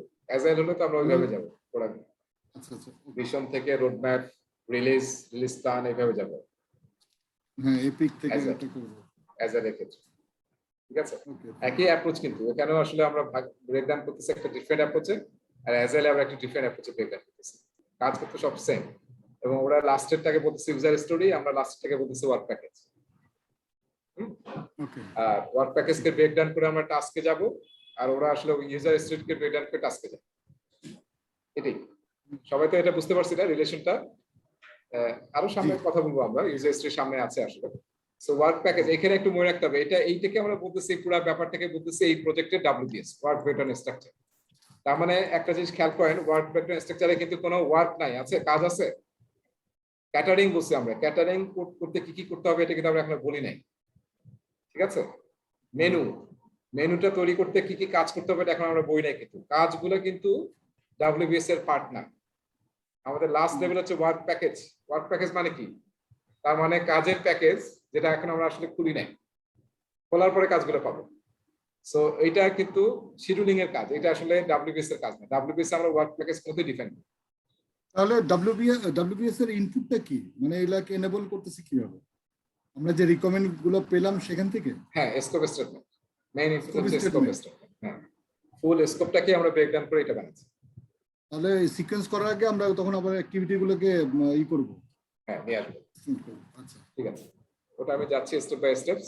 শিওর শিওর আচ্ছা, এখন দেখেন আমরা এখানে একটু খেয়াল করেন, আমরা অনেক সময় এখানে কোড ইউজ করি, এই যে 1.0 দেই, ঠিক আছে? হুম তারপরে এখানে দিয়ে হচ্ছে 1.1, 1.2, এইভাবে কোডিং ইউজ করি। এর আন্ডারে যেটা, সেটাকে আমরা বলি 1.1.1, এইভাবে বলি আর কি। এই যে কোডিংটা আমরা করতেছি, এই কোডিংটার একটা নাম আছে, সেটাকে বলা হয় WBS কোড, বা একটা কি আছে, code of accounts, code of code of accounts বলি, কিংবা WBS কোড বলি। কেন? মানে প্রতিটা আইটেমকে যাতে আমরা ইউনিকলি আইডেন্টিফাই করতে পারি, সেজন্য WBS কোডটা ইউজ করা হয়, ঠিক আছে? আচ্ছা, এরপরে আসেন, এই যে আমরা ব্রেকডাউন করতেছি এবং লাস্টে আমরা ওয়ার্ক প্যাকেজে চলে আসলাম। এখন এখানে অনেক কম্পোনেন্ট থাকতে পারে, যে কম্পোনেন্টটাকে আসলে আমাদের ডিটেল জানা নাই, ঠিক আছে? ডিটেল জানা নাই, আমরা আসলে ডিটেল মানে ওয়ার্ক প্যাকেজ পর্যন্ত যেতে পারছি বা হাই লেভেলে আসতে পারছি, কিন্তু আরো ডিটেল যেতে পারছি না, একদম ছোট ডিটেলে যেতে পারছি না। হ্যাঁ, সেটাকে বলা হয় প্ল্যানিং প্যাকেজ। প্ল্যানিং প্যাকেজ, হ্যাঁ, প্ল্যানিং প্যাকেজ মানে হচ্ছে যেটা আসলে উই নিড মোর প্ল্যানিং, আমরা হায়ার লেভেলে লিখে দিচ্ছি, এটা আসলে আরো ব্রেকডাউনে যায় নাই, সেটাকে বলা হয় প্ল্যানিং প্যাকেজ।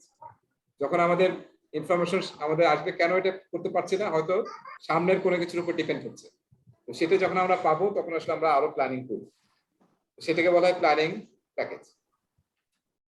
আচ্ছা, এরপরে আসেন, এখানে আসলে অনেক কিছু আছে। হ্যাঁ, আরেকটা বিষয় হচ্ছে, আরেকটা বলা হয় কন্ট্রোল অ্যাকাউন্ট, CA। বা প্ল্যানিং প্যাকেজটা আরেকবার একটু। প্ল্যানিং প্যাকেজ মানে হচ্ছে যে প্যাকেজটাকে ধরেন আপনি আর ব্রেকডাউন করতে পারছেন না, লজিস্টিক লেভেলেই রেখে দিচ্ছেন, বা আর একটু নিচের লেভেলে রাখছেন, কিন্তু একদম ডিটেল লাস্টের ওয়ার্ক প্যাকেজে যেতে পারেন না, কারণ ডিটেলটা আপনি আসলে জানেন না, যেটা এদিকে কাজগুলো করার পরে তো আপনি জানবেন। বা একটা প্রজেক্টে 3টা ফেজ আছে, আপনার তো এখন দরকারও নাই প্রতিটা ফেজের একদম ছোট ওয়ার্ক প্যাকেজ লেভেলে যাওয়া, আপনি হয়তো সেকেন্ড ফেজেরটা, প্রোগ্রেসিভ এলিমিনেশন, হ্যাঁ, প্রোগ্রেসিভলি আপনি এলাবোরেট করবেন।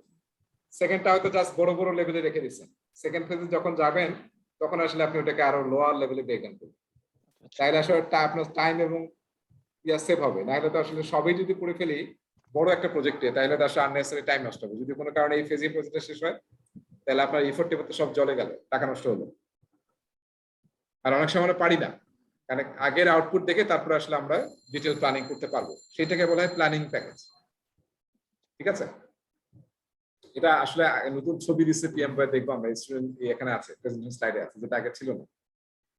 ওকে, এখন আসেন আমরা আরেকটা জিনিস আলোচনা করে আছে, র্যাপ আপ করবো, সেটা হচ্ছে যে আমি এই ছবিটা সেভ করতেছি, করে ছোট্ট একটা পার্ট নিয়ে কাজ করবো, ধরেন ফুড এবং মেনু, ফুড মেনু, ঠিক আছে? আমি সব ক্লিয়ার করে দিচ্ছি। আমাদের তাহলে একটা কম্পোনেন্ট নিচ্ছে আমি, ফুড। কেন WBS আসলে এত ইম্পর্টেন্ট? সব প্রজেক্ট ম্যানেজমেন্ট বইয়ে WBS এর আলোচনা আছেই, এবং PMI এর কিন্তু একটা আলাদা স্ট্যান্ডার্ড আছে, প্র্যাকটিস স্ট্যান্ডার্ড ফর WBS, কিভাবে আপনি ঠিক মতো WBS করবেন। ওইটার গত বছর নতুন রিলিজ হয়েছে, থার্ড এডিশন আসছে। হ্যাঁ, তো সেটা কিন্তু আপনারা করতে পারেন, সেটা খুব হিউজ একটা ডকুমেন্ট যে আপনি কিভাবে প্রজেক্টকে WBS বানাবেন, প্রজেক্ট একটা ভালো WBS, এবং অনেক এক্সাম্পল দেওয়া আছে ওখানে, আপনারা দেখতে পারেন, মেম্বারদের জন্য ফ্রি।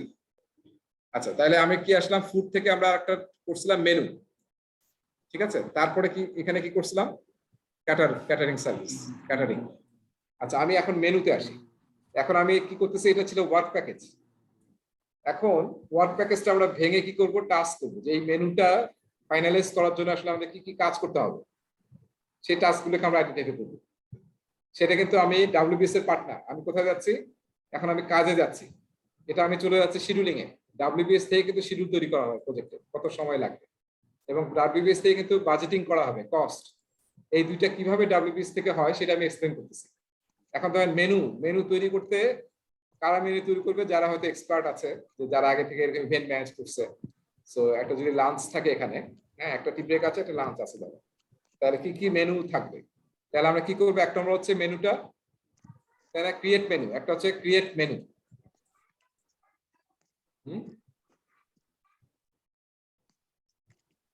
এটা এখানে একটা কাজ করার পরে কি হতে পারে, রিভিউ মেনুটা আমরা কাউকে তারা রিভিউ করাবো, রিভিউটা মেনু।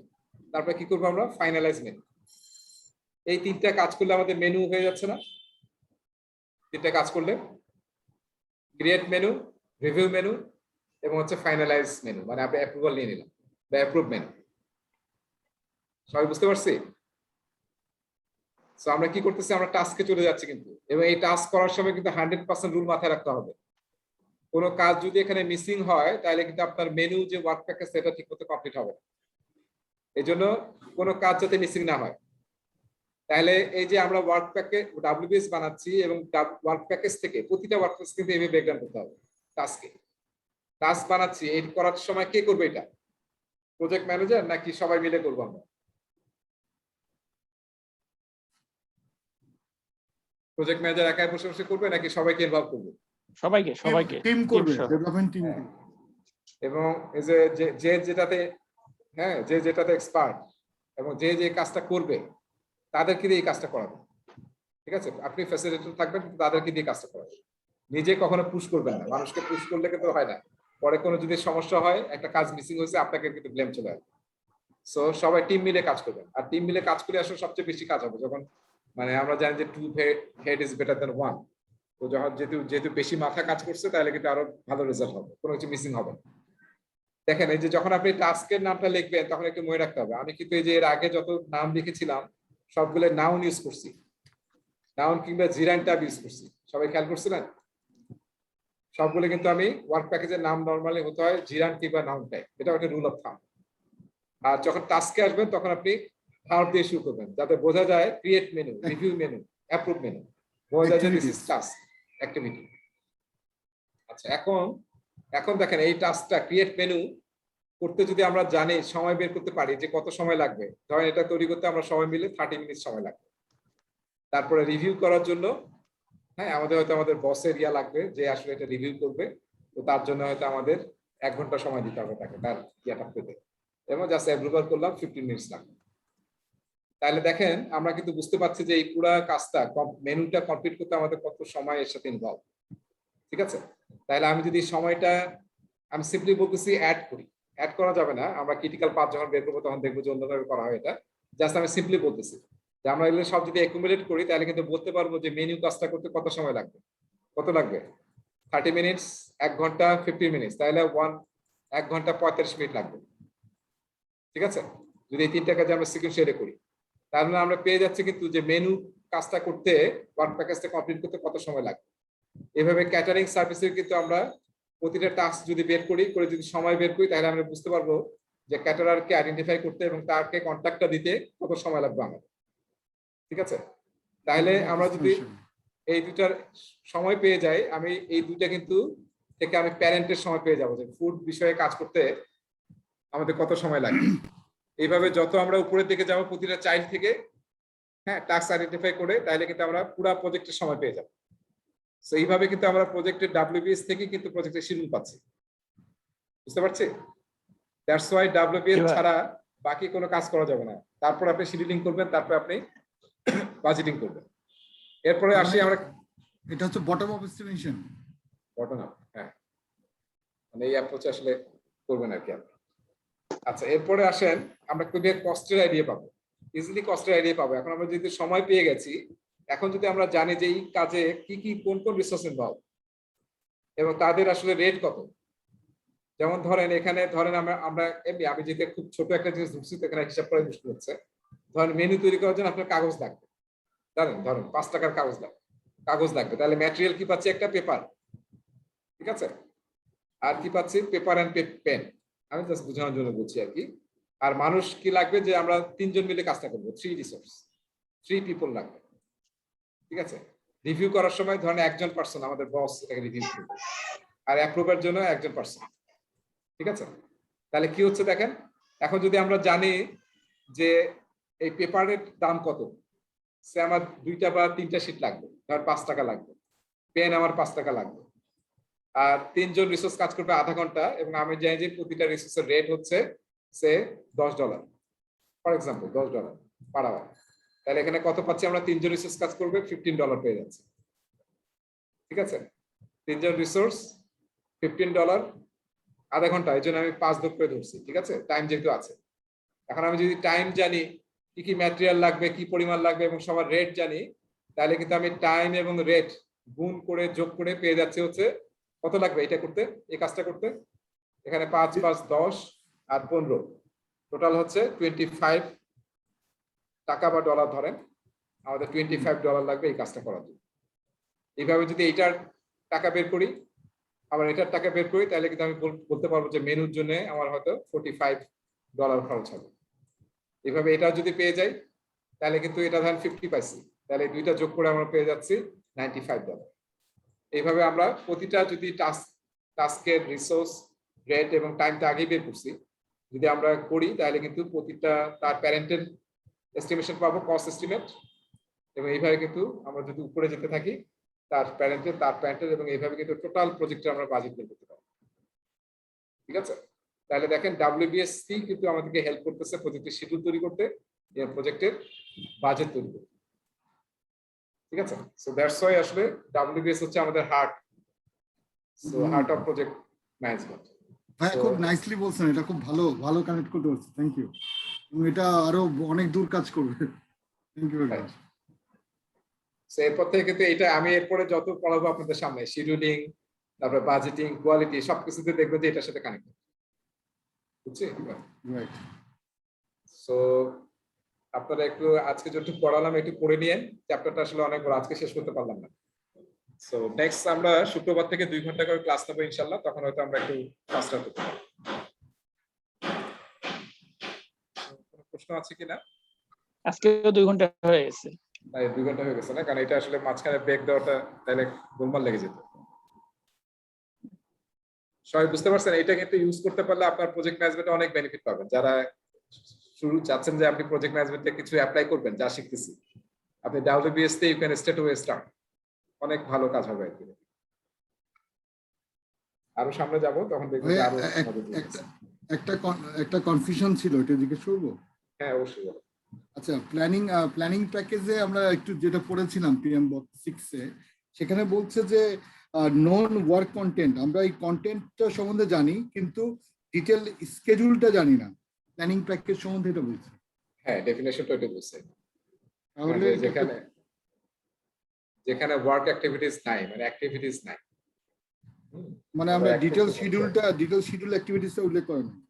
হ্যাঁ, আচ্ছা আচ্ছা, করতে পারি নাই সেটাকে আমরা বলতেছি, মানে করা যাচ্ছে না বা করি নাই সেটাকে আমরা বলতেছি প্ল্যানিং। বা আমরা এটা প্ল্যানিং এর জন্য রেখে দিয়েছি, এরকম কি কিছু?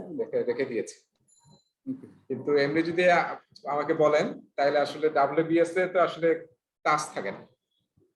হ্যাঁ, WBS এর রেগুলারলি টাস্ক থাকে না, অ্যাক্টিভিটি থাকে না। WBS। হ্যাঁ, তাহলে এখন প্ল্যানিং প্যাকেজের ডেফিনিশনটা আমার নিজের পছন্দ হচ্ছে না আর কি। না, আসলে এটা কনফিউজিং, টোটাল কনফিউজিং, এত সবাই কনফিউজ হয়ে যায়। ঠিক আছে। প্ল্যানিং প্যাকেজটা আসলে অনেক জায়গায় ডট ডট দিয়ে প্রেজেন্ট করা, ডট ডট দিয়ে, মানে রেক্ট্যাঙ্গেলটা ফুল দেওয়া হয়, ইনডিরেক্ট দেখানো হয়। হ্যাঁ, ওই ডট ডট দিয়ে বোঝা যায় এটা এখনো ফুললি প্ল্যান করা হয় নাই, আরো এটাকে ব্রেকডাউন করতে হবে।